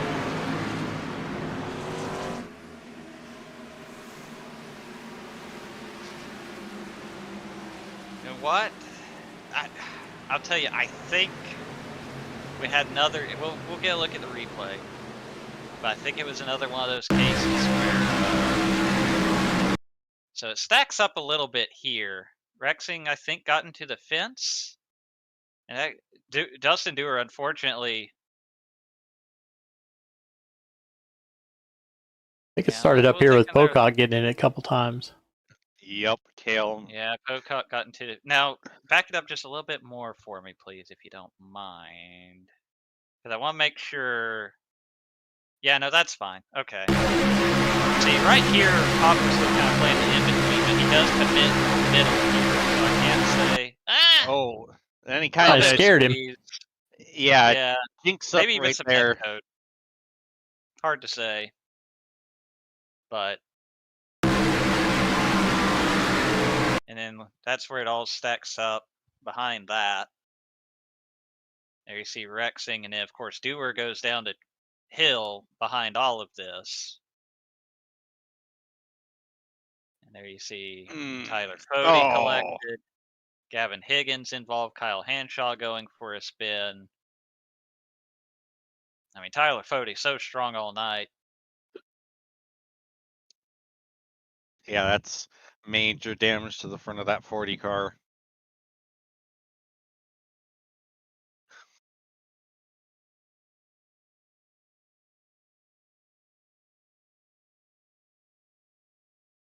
Well, it wasn't his fault, but he was involved. So do you want to yell at Jared Campbell again? No, I'm good. I'm good. Well, there goes our Gavin opportunity Higgins for another almost had it soundbite. missed. Can we get maybe an 89 on board here? Sure. Yeah, Brett was really pumped about this wreck avoidance. Yeah, we'll see if it's as good as he advertised it. We'll be the judges here, but looking at who he's around. Yeah, that. Oh, yeah, yeah. Bob and Weave. Yep. Bob and Weave. Yep. Bob and Weave. Yeah, I'd say that was warranted.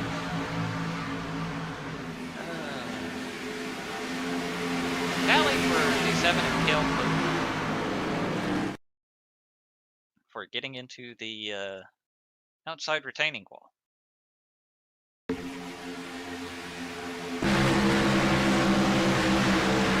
That Ryan Morton's behind him. He also getting this. Wow. Justin Osborne. I don't see him, so I don't know if he made it. No, that's a shame. Oh, there he is. I think he made it. Yeah, I think you're right. I think he might have just taken a different path. Yeah. Yeah, he backed off a little bit more. Wadsworth did a pretty good job as well. Let's see. Yeah, Wadsworth actually got a little bit closer there too. Wow. No kidding. He race control is displeased with having to tally two of his teammates. Well, you can always be the 1,732nd person to join South Shore, then every caution has South Shore. And sounds like there's going to be a team meeting being called with William and the rest of his teammates.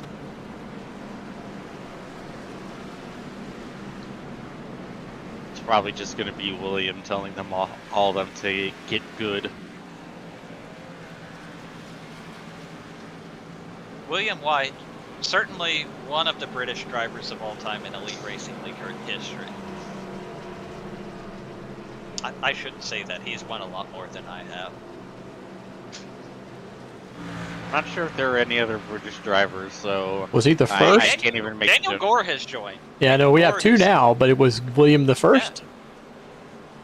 Is that his name, William the First? I am not enough of a historian to say that with confidence. Yeah, but Daniel hasn't won anything yet. He's too busy winning almost every race on Thursday. Give it time. Give it time. He's still pretty new to Elite. I think we're gonna see a lot more out of Daniel Gore here in the I almost think he won a truck race. He did. I'm pretty sure he won a truck race, yeah. And then he definitely had a good run in one of those truck road course races, and then had a great shot of making the Daytona 500 as an open car, and unfortunately, his internet decided that was not going to be the case. Obviously, you know how restricted plate racing was, not restricted plate next year. Super Speedway racing, no guarantee he would have held on to that spot, but he was in the right place at the right time until his internet disagreed. Yeah, absolutely heartbreaking for him.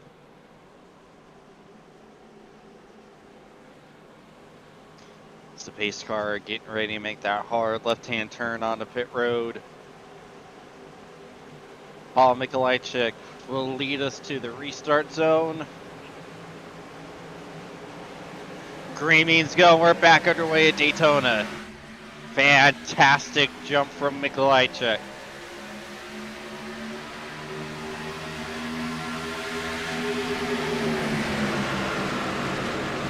And here comes the outside lane being led by Matthew Weeks. Honestly, I'm surprised Mikolajczyk didn't choose that outside lane. He's got a couple of team cars right there on the outside. You got Gavin Hibbs pushing Matthew Weeks to the front.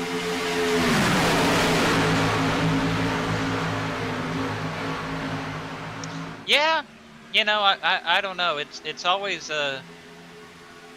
especially because you don't have the full choose, right? It's just only the leader has that option on the restart. I wonder if he just felt like the inside was more important than having those teammates at this point in the proceedings. Yeah, and you know, the inside lane has been leading a lot tonight. And I don't just mean on cautions, but boom.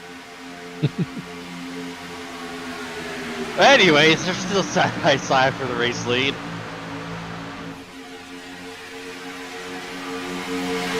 And right on cue, here comes some of the free wide.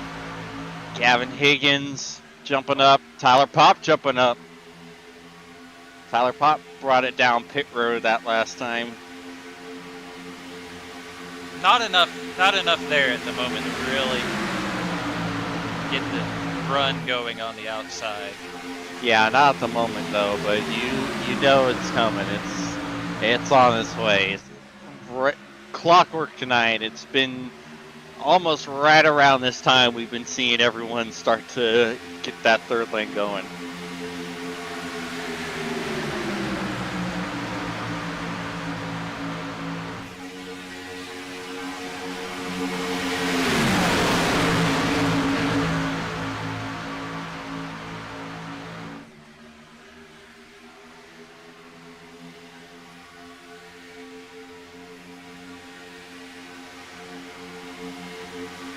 Oh, here comes Rexing.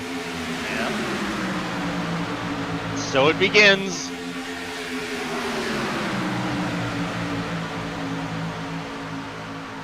A little more organized this time, but still not quite enough cars. They might be able to get something going. Yeah, the energy's starting to build.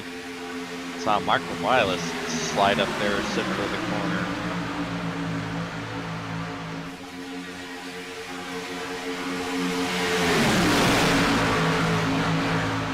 Johnny Thomas is thinking about jumping in front of him.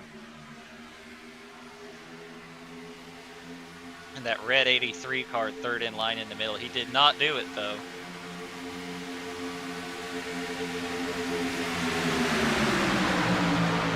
Meanwhile, with all that, Matthew Weeks jumped down in front of the 77 of Mikolajczyk. That was Seth Rawls that blinked for a little bit. I think he is back with us though. That's something we definitely want to see.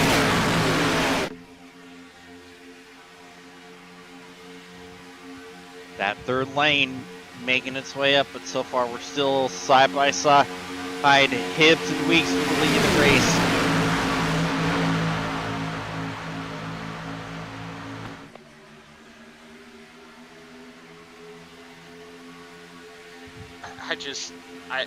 it takes a lot of confidence at this point. You know the cars have already been having a hard time going in a straight line. It's been hard to keep the outside lane out of fence.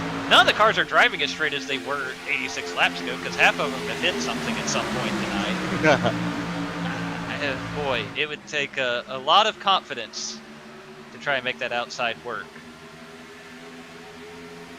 Well, hey, it hasn't worked for everyone else so far, but it might work for me. That's what everyone's thinking right now.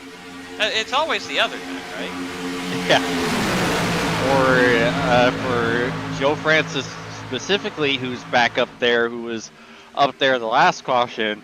It didn't work for Joe the last time he was up there, but it might work this time. Big move there from Paul Mikolajczyk to get in front of that middle lane.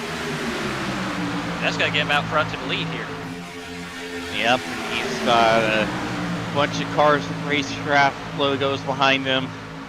Now he jumps back in front of Weeks. You're really trying to make that team thing, but he seems quite content working with the Toyotas on the inside there.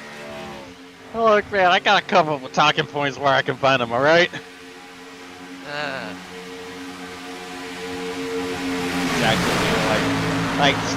Like, stop trying to make this team happen. Going full Mean Girls.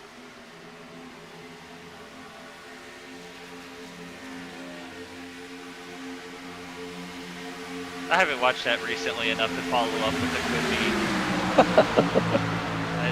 be. I'm afraid I've hung you out to dry on this one, James. I can't even come up with a remark to quit myself because I also haven't seen it in like 2 decades. You're watching at home. Put your Mean Girls chat in the chat. Put your comments in the chat. How's that for viewer engagement? Who is that? Tyler Bodie. Tough break for him after running so well all night. I was even holding out hope because we've seen some cars take some hard hits and get back up to speed, but that's does not appear to be the case for the 40 car tonight. Yeah, Tyler Bodie getting lapped. Not a sentence said very often. I'm pretty sure that actually is his. Yeah, that's going to be his second lap now. Yep. It's an even rarer sentence then.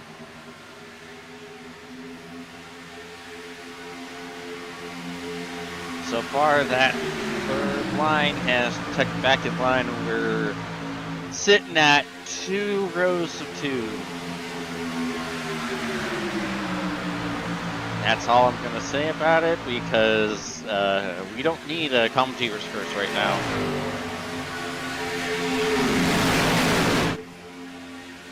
Oh, Mark Rebilas out of line a little bit.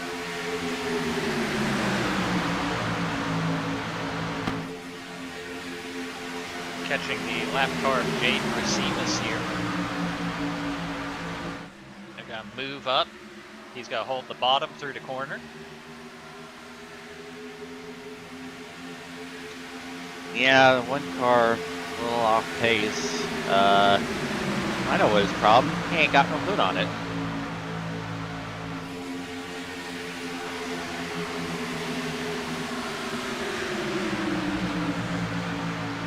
But hey, he's not gonna have to worry about engine temps right now. No, it's running nice and cool, for sure. Perfect car to bump trap with. 30 laps to go. We've gotten through 75% of this marathon. I think the math's right on that. Yes. Yay. What do I always say, Huck? I understood there would be no math. Did you get it right? You got it right. Absolutely. And There's they're... Harrison Allen. Yeah, nice start. So promising for him. Putting it on the front row, and then literally before we went green, it all went to heck in a handbasket. Yeah. Qualified second, missed the grid, went to the rear, got caught up in the very first incident of the night. Had a blinking car invade his personal space. Yeah, that was another thing that happened for sure. Just a night to forget. And I have a feeling he probably will very soon.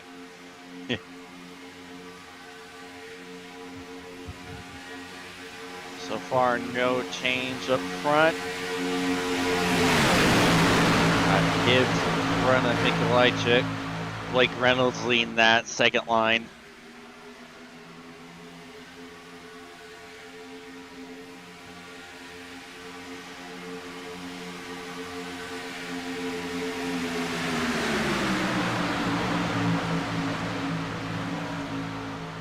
Tyler Fody bringing it back down pit road, going another lap down.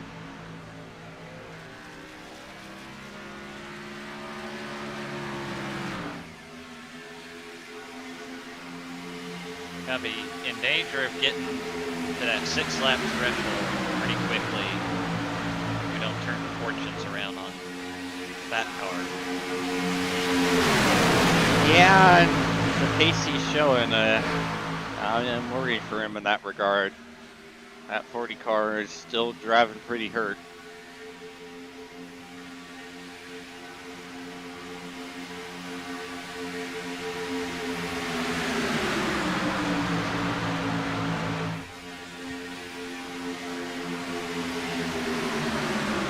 Blake Reynolds getting a little closer to the 95.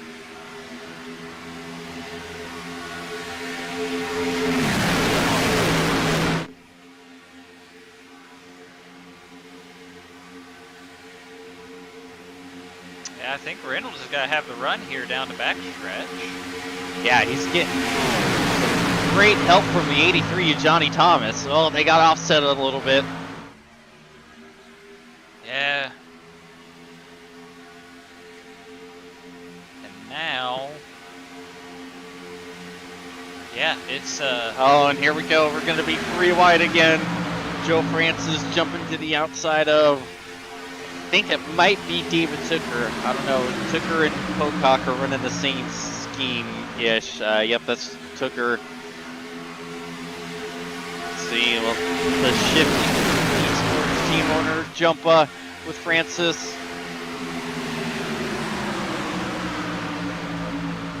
And just as quickly as they got up there, they're starting to fall back a bit. Jared Rexick might actually think we're in Volusia instead of Daytona. Every chance somebody has gone to the fence, he has been right there with them. Rip the lit, Dave Chip. Those 3 in a row there are all in the same Discord. So that's Francis, Rexing, and Campbell running together. After much screaming is going on right now in that voice chat. Oh, just like the screaming's about to start this chat. Oh, if Gerald wrecked from the high side while 5 laps down, there's got to be biblical amount of screaming in the race chat. Yeah, meanwhile, everyone has jumped to the 3rd line, and now Eason making a play for the race lead. Right inside's gaining a lot of momentum down there on the bottom, but here comes the outside.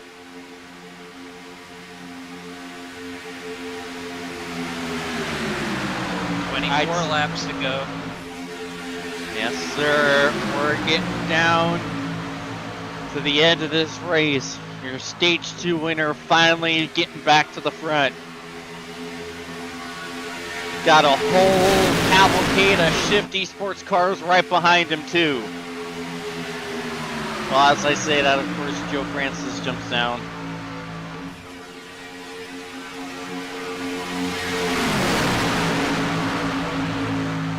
Also, I was hoping that some of these cars would be easier to see, like Josh Adams and Tate Lytle once we got to the lights, but I think that actually made it harder to see those cars. Yeah, I would like to submit a verbal warning to the people obsessed with the like dark blue numbers on black cars this season. Not just tonight, by the way. Well, yeah, that's one of them. There's another one, yeah, right beside it. Very hard to read those at night. Yeah, It looks great in the daytime.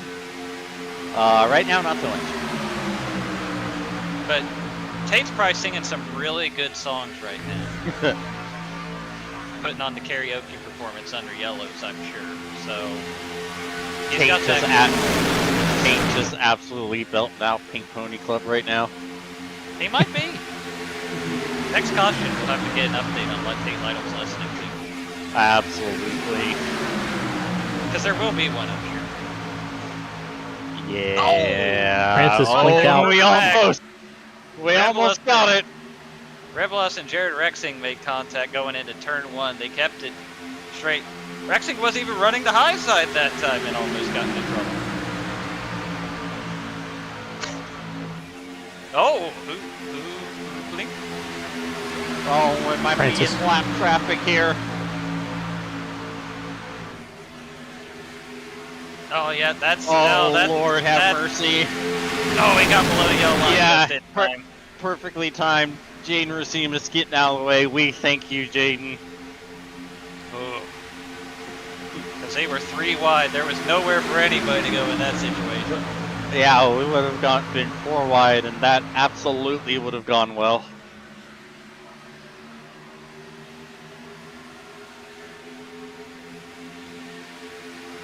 Oh, the intensity has been turned up to 11 here, boys and girls.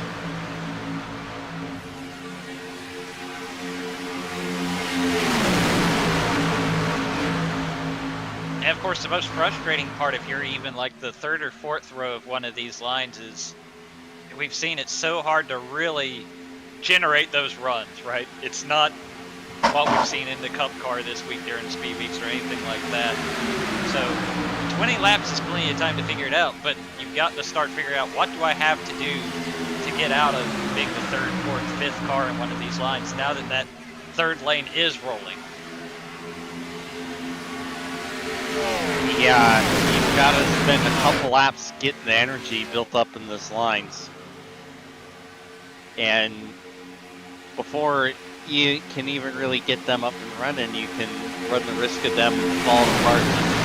Like we saw, that 3rd lane was huge, and now it's just 3 cars. As Joe Francis blinks again. Yeah, definitely a sketchy situation there, especially for everyone behind him in that middle lane. Because when he blinks out, you can't draft anymore. You can't draft with an invisible object, and you don't know where he's going to come back in at. Not with that attitude, you can't. Boy, at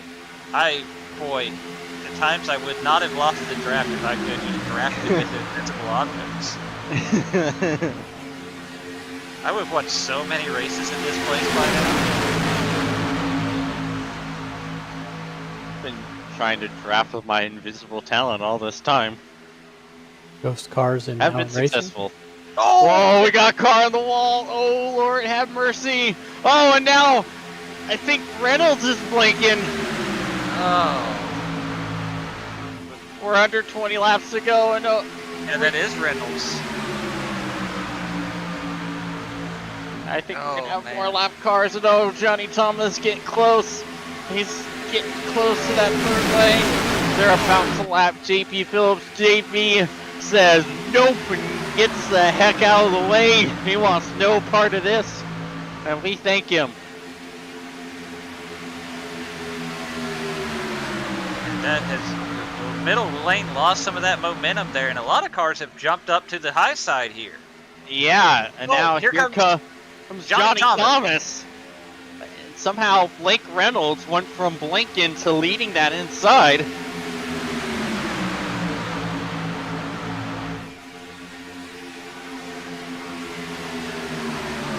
Now what does Johnny do here? Is he able to get clear? Is he going to jump down in front of Blake Reynolds? I don't know, because then you give control of this line to Tate Lytle, and that's another guy I don't want controlling the line. That's another guy who knows how to win races. Oh, there he goes.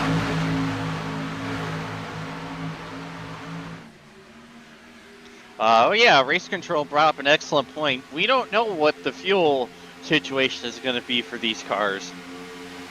It's been a minute since anyone has been down pit road that hasn't had a lot of damage to repair. Yeah, look at that. Look at Gavin Hibbs and Blake Reynolds. And Mikolajczyk, mother of mercy. I'd say some of these guys that pitted under the last caution are probably in an okay spot for now. We'll see. All I know is I think Paul's going to need a bunch of gallons. Yeah, he needs I get the reference. Thank you. I'll be here all week.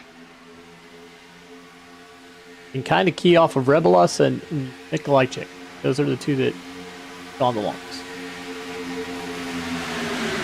Yeah. Which apparently, since Paul is at 48 laps, apparently Mark could have gone all the way to the end of stage 2. Since Mark only pitted like with 40 laps on the tank. So who knows? We'll find out when people are running out of gas. And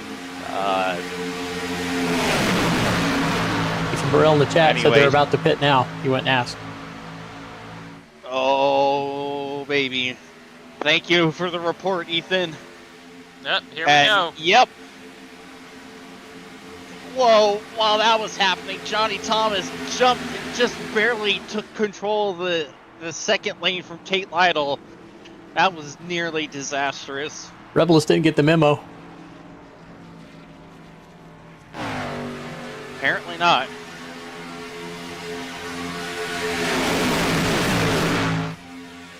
Well, how about it? We got green flag pit stops there, Zach. Yeah, we never would have thought. I had forgotten that green flag pit stop was a possibility after the way this race would have to be entirely. Or you be... Heck, I think I even forgot what they were. I don't even think we got a green flag pit stop last night. And here comes Mark. Loneliest man in Daytona right now, Mark Rebilas. But you know, I don't hate that because I always try to pit with as few cars as possible, even here, because I feel like the time I lose from not being in a draft pitting is similar, maybe even better, to the time I lose trying to avoid the other 8 cars stopping with me and trying to make sure that I'm not going to get hit from behind, make sure that I know where my box is, you know. So I don't hate that, provided he nails his in and out of his box. Yeah, he's got to have, fortunately, obviously, he was still with the pack on the way in. But he is, I don't think he's got any friends on the way out is the problem. Certainly not any friends from Tyler Bodie, that's for sure. Although, actually, I think it worked out for him. They're going to catch him. He got out in front. If he's able to catch on to the rear as this group passes by, he's going to be all right. So he must have had a pretty good pit stop. Yeah. Worked out well for the 99. Looks like he'll be able to grab onto the back of that 5 car. All right. Now, if everybody else has the pit, which I think is the question mark at the moment, I really like this working out for the Toyotas. Now, the question is 31 plus 11 is 42. And, I mean, some of those guys, like, that we saw in the Toyota's pit, they went further than that. I don't know how many yellow laps were in that.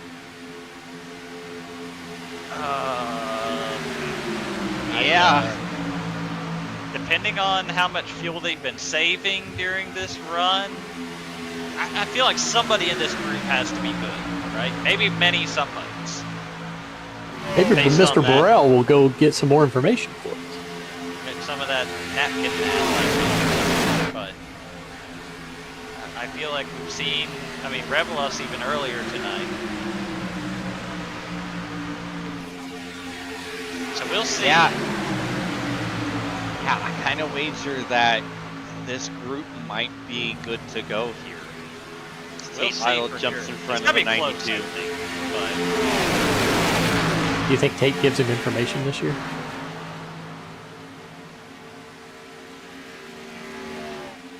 Maybe? Jake Connor, 45 laps were doable in the draft per tank. Do you pick up the phone when Ethan Burrell calls if you're Tate Lytle now?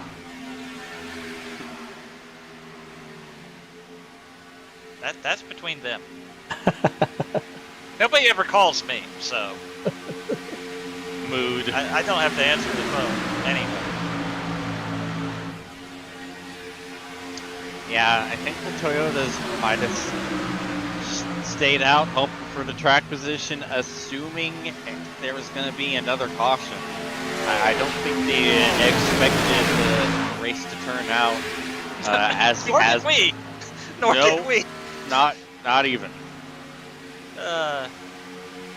Ethan Burrell says 1989 good on field. That's no domestics coach was saying they were good on field. I have to imagine that's the case for a lot of guys in this league draft, if I'm honest. 19, of course, being David Tooker, currently third car on that bottom lane. 89, Brent Jones, fifth car in the bottom lane currently.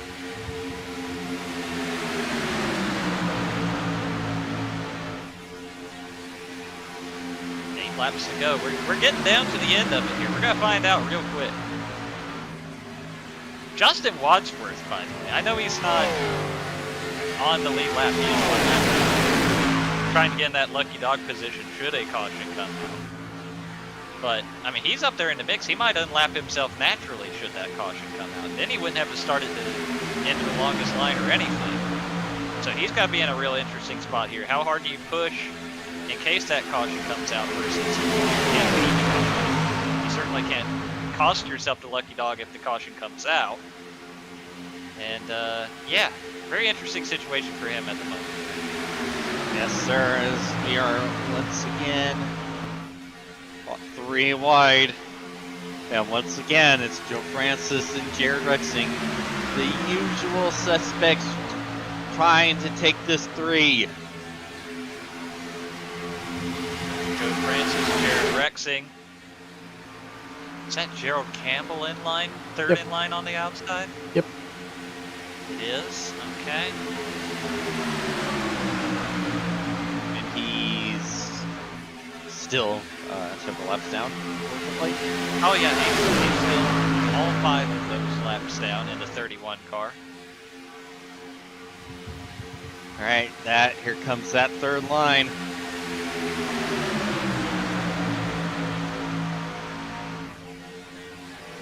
Just about there.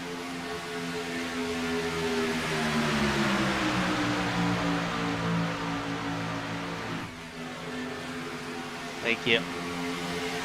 Give one more car to join. I think they might have it. Oh, Link on the Francis bottom. linked out again.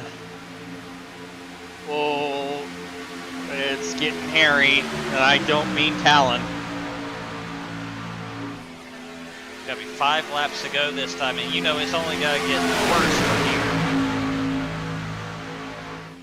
here. Yep, and they're gonna catch Jade Racimus again, as we are 5 laps to go from Daytona. We're still side by side. Lytle and Thomas, the 3rd line just quite isn't there. Oh, it's starting to fall apart now.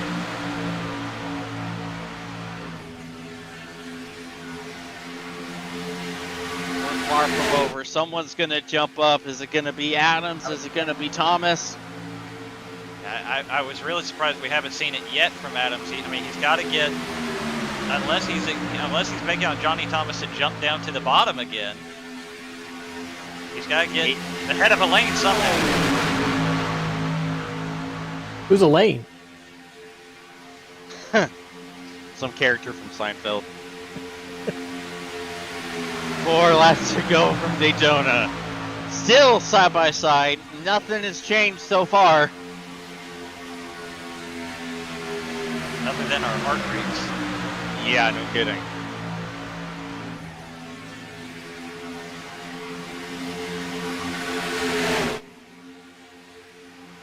3x3 down the backstretch. Tate Lytle, Johnny Thomas kind of have the advantage right now on the middle and the bottom.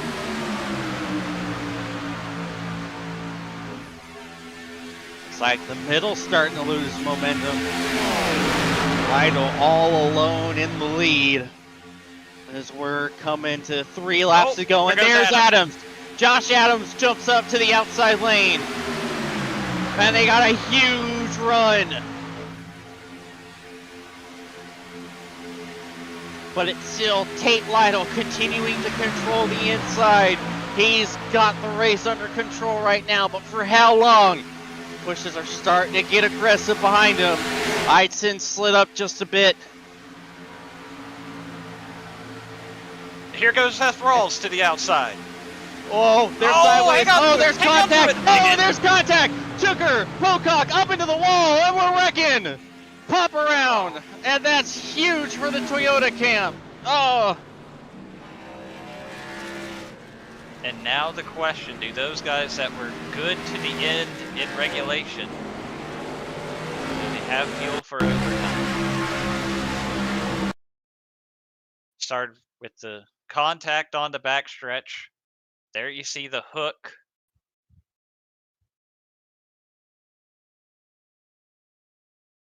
Took with the hook.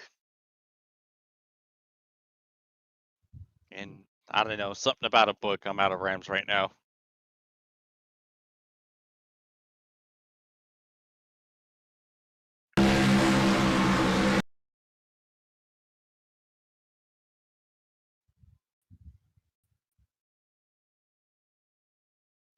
So that's Tooker, Frank Fody, Tyler Pop, Wadsworth, of course. I mean, that's unfortunately, I don't know if he was first car lap down or not, but that contact means he won't get the free pass regardless. And that's what I was referencing there. Tough break for him, either way. Yeah. Does Brent Jones get out of this unscathed? He got a little piece, but he might be all right. Unless somebody collects him from behind here. All right, who pits, who stays out?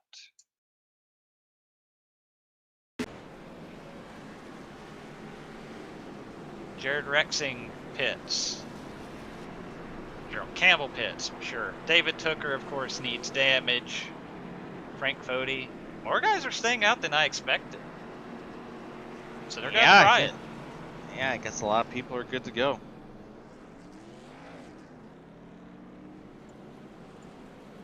Connor Thompson getting the free pass here. You'll see him roll by in the 30 car. So we'll see. Tate Lytle now leading the way. Trey Eidson won last night in the Truck Series. He's second. Johnny Thomas, former Daytona 500 winner, in third. Seth Rawls fourth. Josh Adams in fifth. Joe Francis. Tyler Pop. Look at the damage on the left side of that car, but it's in seventh. Brent Jones staying out. Nose looks fine, actually. I think he'll be all right after that little bit of contact. Yeah, he looked up. Ryan Borges, 10th. Brandon Wilkinson, we haven't talked about him much tonight. He's in 11th. Blake Reynolds, 12th. Paul Mikolajczyk in 13th. Gavin Hibbs in 14th. Then you have Jonathan Cutlip. I recognize that yellow car. He had a different scheme on Wednesday night. Mark Rebilas, 16th. Josie Racimas, 18th. You know, these Toyotas, we thought maybe this would help them flip back to the front, but nobody really pitted. And there's Jared Rexing. That's getting close to the end of our lead lap cars. There's Gavin Higgins in 20th, and that might actually be, other than maybe a couple of guys who pitted. Oh yeah, Connor Thompson just got the free pass. So now, for those who are not familiar, maybe new viewers here on the Elite Racing Network, overtime in Elite, there will be 3 attempts at a green, white, checkered finish. Based on how it's coded on iRacing, if the caution comes out on the first lap of the green, white, checkered, we will try again at the second attempt or possibly the third attempt. If there is an incident after the white flag is displayed, it doesn't matter. Once the white flag is displayed, it is a race to the checkered flag. The caution can't freeze the field or anything like that. The caution will not come out. It is impossible for iRacing to throw to yellow once the white flag has been displayed. So if we see the white flag, it'll be a race back to the line, no matter what. Yes, sir, and we're certainly hoping for that. We are 1 to green, coming out of turn 4.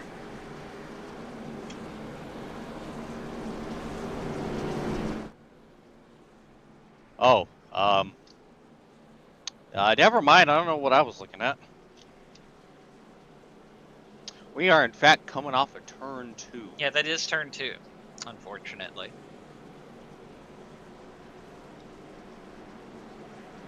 But 1 lap to green, lights are out on the pace car, closing in on this restart here. Yes, at least I got that part right.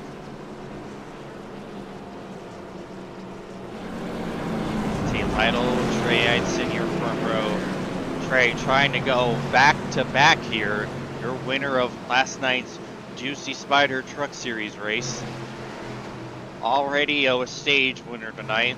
And he's going to have help. He's got his team owner, Seth Rawls, right behind him. And his other teammate, Joe Francis, right behind them, too.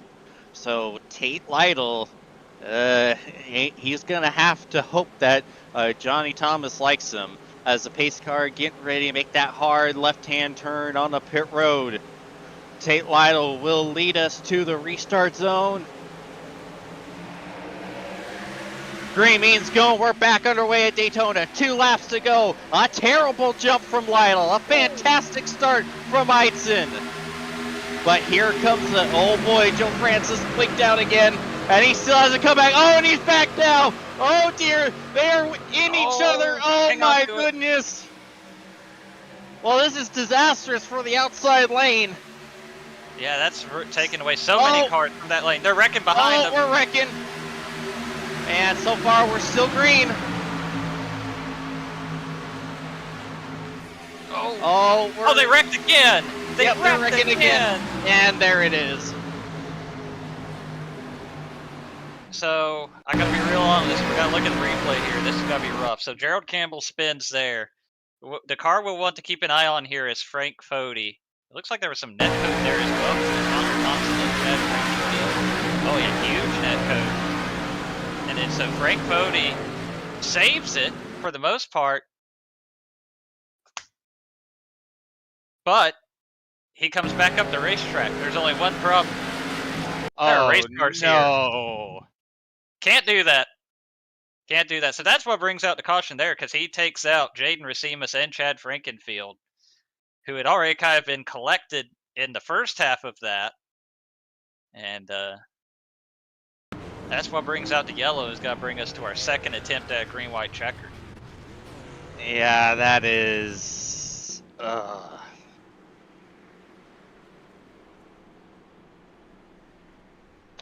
Now, again, what does this do for our fuel numbers?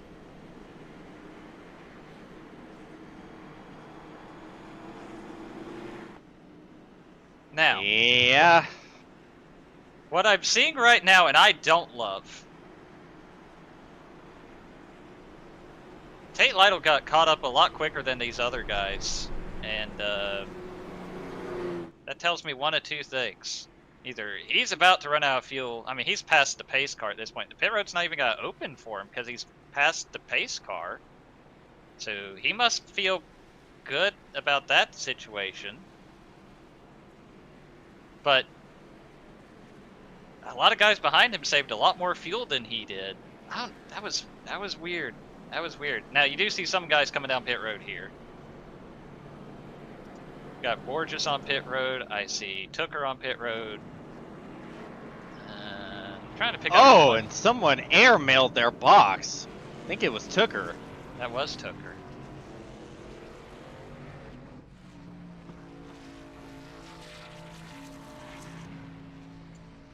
Brandon Wilkinson came down pit road. Paul Mikolajczyk came down pit road there. Joe Francis. Trey Eidson as well. I'm guessing by how long some of the rest of these cars are sitting on pit road, they needed more than fuel. Yeah.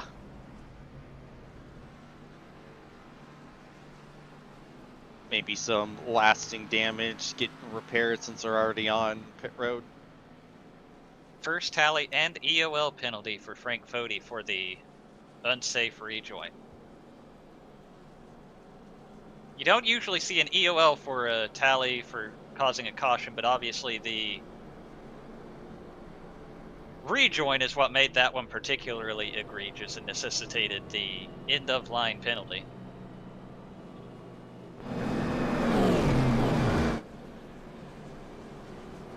You usually don't hear unsafe rejoin at Daytona. Here we are. You'd be surprised.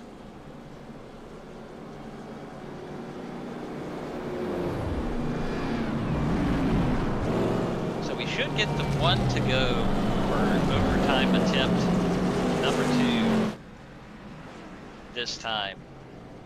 A lot of guys playing fuel games right now. A lot of guys flagging around. I'm sure they're clutching, coasting, doing everything they can to make sure they can make it to the end. I'll be very curious to see if some of these guys can actually make it to the end with how dramatic we're seeing the fuel saving under this yellow. I feel like if it's this dramatic, they might be close enough. Maybe. I don't know. We're gonna find out one way or another. And one way might be very expensive for some of these teams.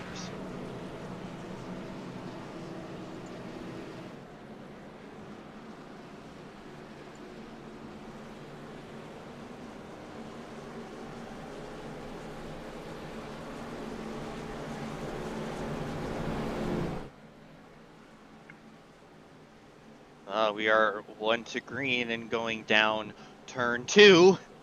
Yep, I know for a fact we're going down turn 2, boys. Yep. Still turn 2. Yep, I'm not lost this time. I know exactly where we're going.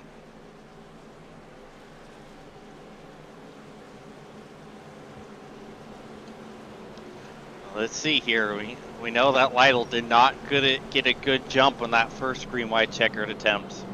And now his help is next to him, Johnny Thomas. And we know Johnny Thomas is good at this type of racing. Had a good run last week in the duels. Finished on the podium in his duel. That'd be a real popular win if Johnny Thomas picked up the dub here tonight.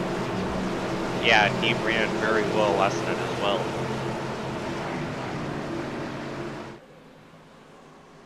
All right, pace car about to make that hard left-hand turn on a pit road.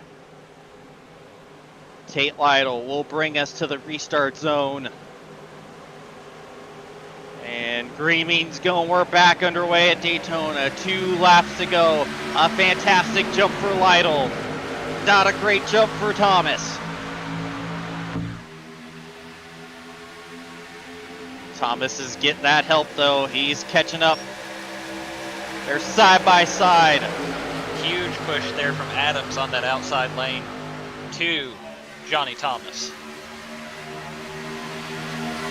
Here goes the third lane. We're 3 wide. We're getting 3 wide. Brent Jones with Jonathan Cutlip. Can they make that outside work? It looks like it's working well. Oh, a fantastic push from Cutlip. They are side by side. 3 wide. No! Oh, there's contact. Yeah, we're still green. So far, so good. Coming off of turn 4. 1 lap to go at Daytona. Tate Lytle still leads. If they get the white flag, it's a race day checker. No matter what, this is it. It's official. Here we go. Side by side, still Lytle, Thomas, and Jones. They're getting so close to that wall on that 3rd lane. Oh, they're wrecking. Oh, then we stay green. They stay straight. Oh, and there's massive contact. Oh, they're bouncing off each other. Don't open the wall. Oh, and Jones spun to the inside. Oh, and there's a massive wreck. And right now it's all Lytle, Rawls, and Tyler Pop. Oh, Tate Lytle, he might be a sitting duck here. Off of turn 4, Rawls jumps out. Lytle throws the block, he blocks again. Shoves Rawls to the inside. And it's gonna be Tate Lytle. Wins at Daytona. Oh. Ooh, I don't know. Seth's He's gonna out of be fuel. happy with He's that out one. of fuel. And now fuel. he's out of fuel. Yeah, just enough.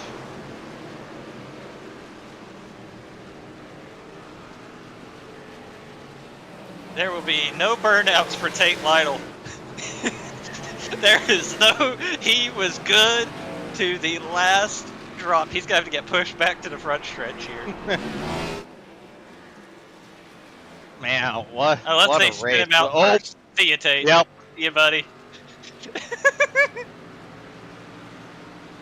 Man, everything happened on this last lap. Yeah, Rawls fakes right.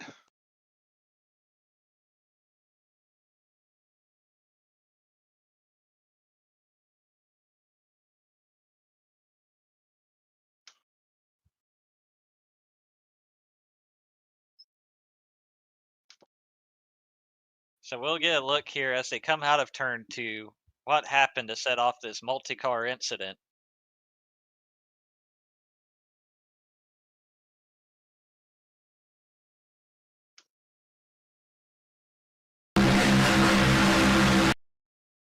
Oh, so they got together further back with Cutlip getting the bump from Hibbs.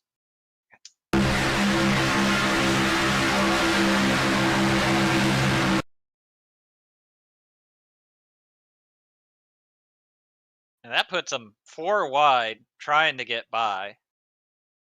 Yeah, And that's some. Yeah. And somehow we get another incident further up here. That's a bump. I think Weeks got into Adams, who got into Thomas. That squeezed Brent Jones into the fence. And then at this point, these two guys just couldn't get off each other. And then Thomas tries to block Adams. That causes an even further checkup. Weeks gets into the 89, sends Jones down, and That collects Pocock. Pocock. Yep.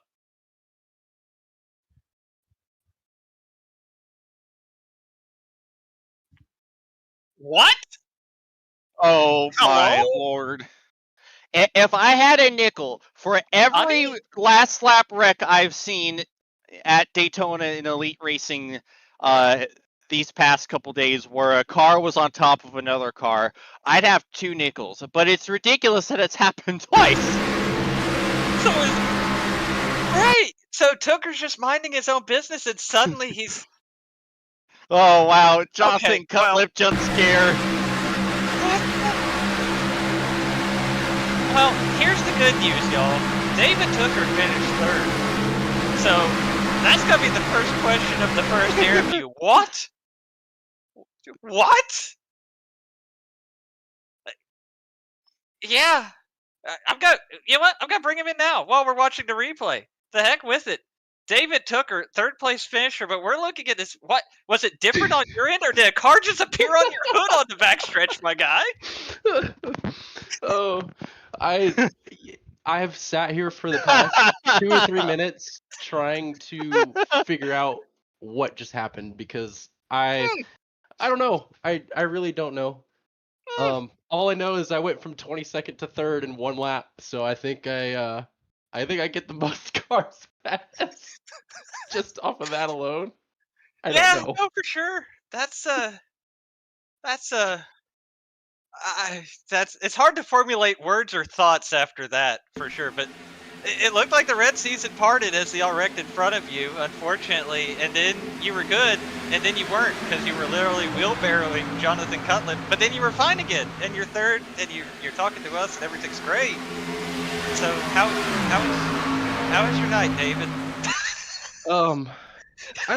I got a mix of emotions. I won't even lie. That caution before we got caught up in, I really did think my race was over. And even the first yellow, I first or second yellow, I can't remember what it was, but I took contact right in the right front wheel, and that gave me 5 minutes, even though my car itself was completely fine. My alignment was off maybe like a degree, but it was 5 minutes worth of damage, so I was constantly fixing pretty much the entire race. And then, yeah, I mean, I pitted that last caution just because I knew I still had more damage from the previous wreck. So started 22nd and just kind of, I don't even know. That's what I call flow state right there is what that was. I kind of just, as soon as we went green, I kind of just locked forward and just didn't really blink or didn't really react, just kind of did things, and it worked out in my favor to get there. You know, I watching it now, I just feel bad for John. I mean, there's not much he could have done or I could have done differently. I mean, he literally disappears at the exit of 2 whenever I think Blake got hooked by his teammate, and that kind of just set off the whole thing. And then John blinked out, so I just went to the top line because it was open, and tried to slow down at least Gavin, because I knew he had a big run coming. And by then we get halfway down the back, and I'm pretty much, like you said, pushing John, wheelbarrowing him down the straightaway. So, you know, I hate it for John because, you know, we don't want to have that happen. This is a 1 in a million incident. So, hopefully he's not too upset at me for what just happened. But I mean, I'm shocked to be doing this interview right now. Well, I think we're all a little shocked by how the end of that race played out, but still, third place at Daytona, certainly some good momentum going into Wednesday night. I'm sure that doesn't hurt either with the big 500 miler coming up. Definitely not. I mean, I've been looking forward to that race. I mean, for the past week, I feel like this off season for Elite has been super long. I mean, even though it is only a couple weeks to maybe a month and a half or whatever it is, I'm not exactly sure the number, but you know, I just had a lot of free time that I wasn't expecting. So to sit here and wait, and now we're finally here. I mean, I was just looking forward to get back on track. I didn't really care where I finished, but the fact that we were able to bring home a P3 with my luck at the plate tracks, I mean, I can't really ask for much better than that. So, but like you said, a huge momentum going into Wednesday. I mean, we had a shot to win that race, I want to say 2 seasons ago. I was up front with 2 to go on a caution, had my teammate right behind me, and I lagged out. So, I haven't really gotten over that one, but no, definitely looking forward to the 500 and just can't wait to be racing with all my friends again and everybody here in Elite. And before we let you go, let's get those shout outs on this third place finish tonight, David. Yeah, huge shout out to everybody at Pro Edge. Ethan's not here tonight, sadly, but repping the flag for him, and couldn't pick a better boss man, so very happy to have him there supporting us. He was in and out of Discord. Like I said, all my teammates, Zeus showed up tonight. He's been a long friend of ours for a while, so very happy to have him. And Addition Wadsworth, great guy to be around. It's some new faces over in the Pro Edge garage, but we're definitely meshing well here.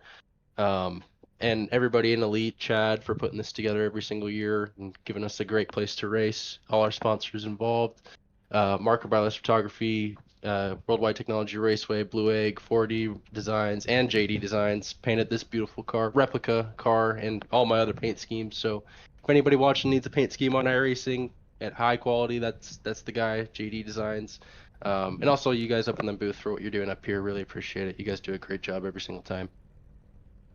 All right. Well, there you have it. David took a third place finisher tonight. We'll see you Wednesday night in the 500. Sounds good, guys. Thank you. All right. Well, in that case, we'll move right to our winner, Tate Lytle here. Tate, what a night, and you pick up the win in a wild finish. First, just walk us through the end of that race and stressing the excitement that you know that comes in green-white checkers at Daytona and the fuel and all of it.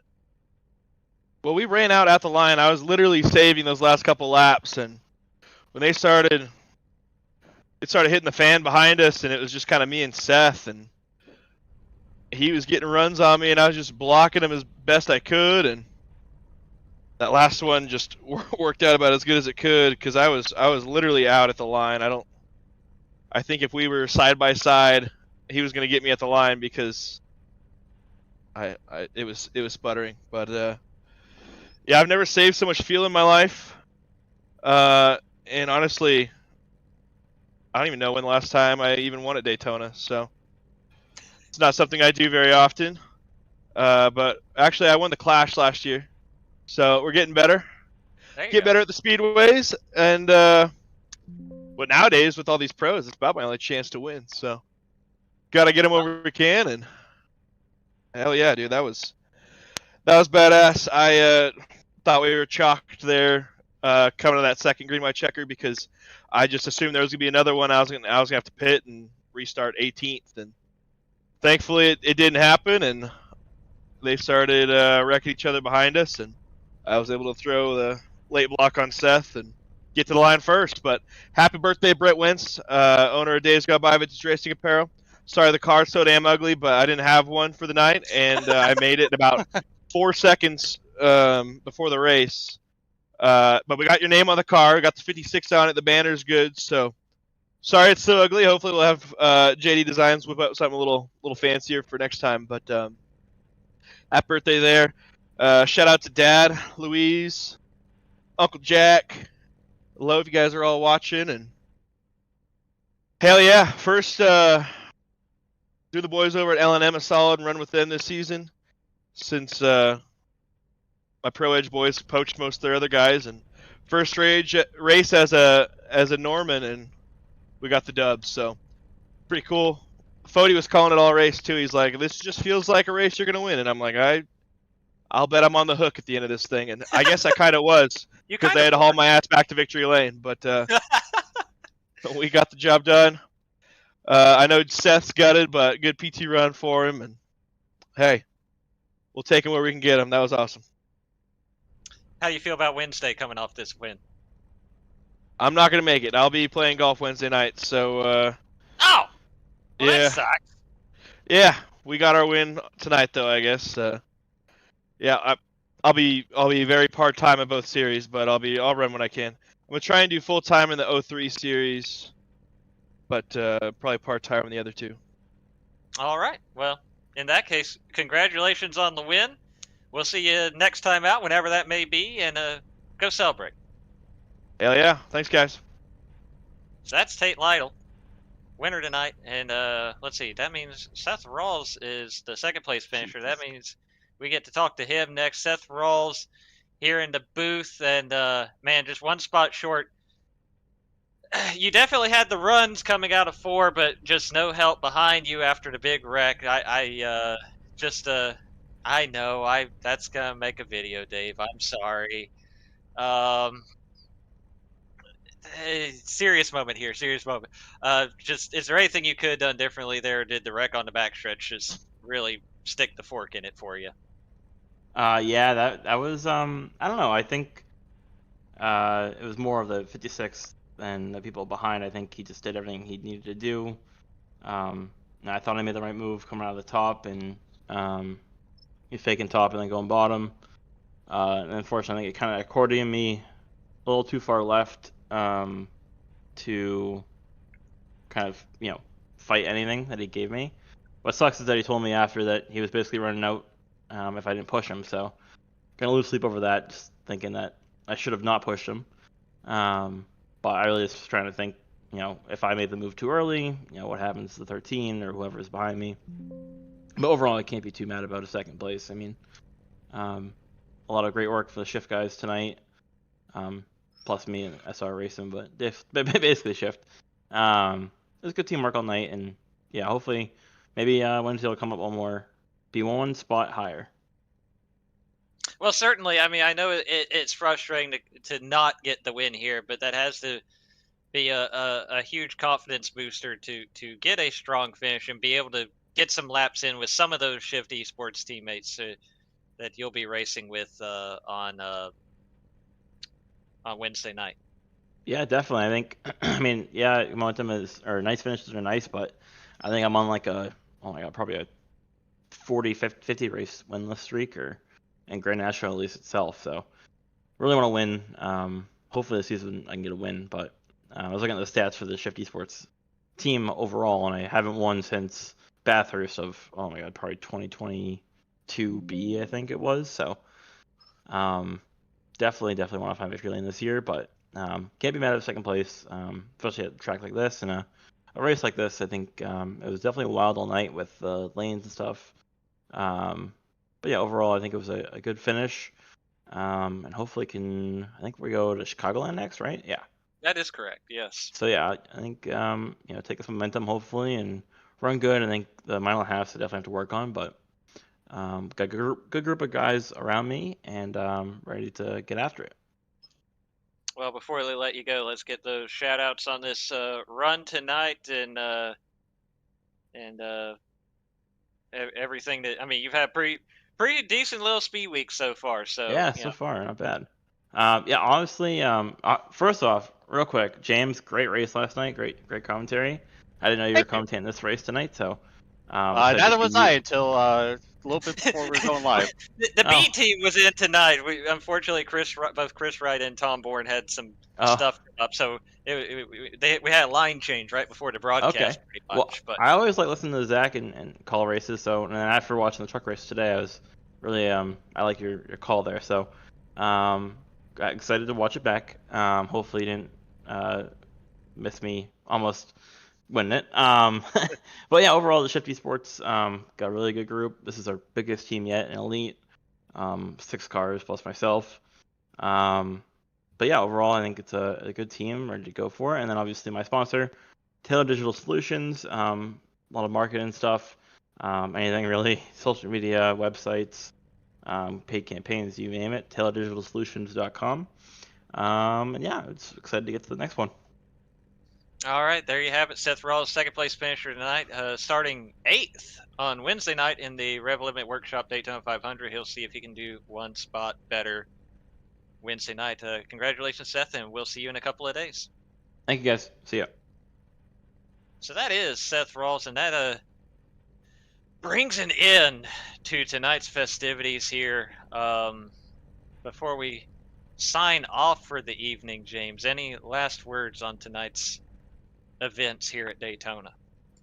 Man, this race was absolutely kind of up and down. It was all over the place. A lot of craziness was going on, but we did get a long green flag run there. It gave us some good racing and good moments, and just another wild finish that I don't think any of us will ever forget. So yeah, great race, all things considered. And before we sign off, of course, want to mention, hopefully next week you'll hear the regular voices of the Grand National Series. Obviously, glad me and James were able to step in and bring you tonight's broadcast, but hopefully we'll be back to normal next week. Be sure to tune in for that event at Chicagoland, as you heard mentioned in those interviews. Haven't talked about it a lot, but we've talked a lot about the 500. Elite Racing Network will also have tomorrow night the development series here at Daytona, which is the final race in the round of 12 for their playoffs. It'll decide the championship 4 going into Michigan on August 12th. So definitely be sure to tune in to that and see who punches their ticket into the finale at Michigan. And of course, Wednesday, can't mention enough, be here to check out the Rev Limit Workshop Daytona 500, the full distance crown jewel event to kick off the 2025B Belly Up Sports Cup Series season. Do not want to miss that one here on Wednesday night. On behalf of James Watson, producer Dave Huckleberry, I am Zach Evans. Thank you for watching tonight, and we hope to see you tomorrow night, Wednesday night, next Monday, whenever, here on the Elite Racing Network. Have a good night.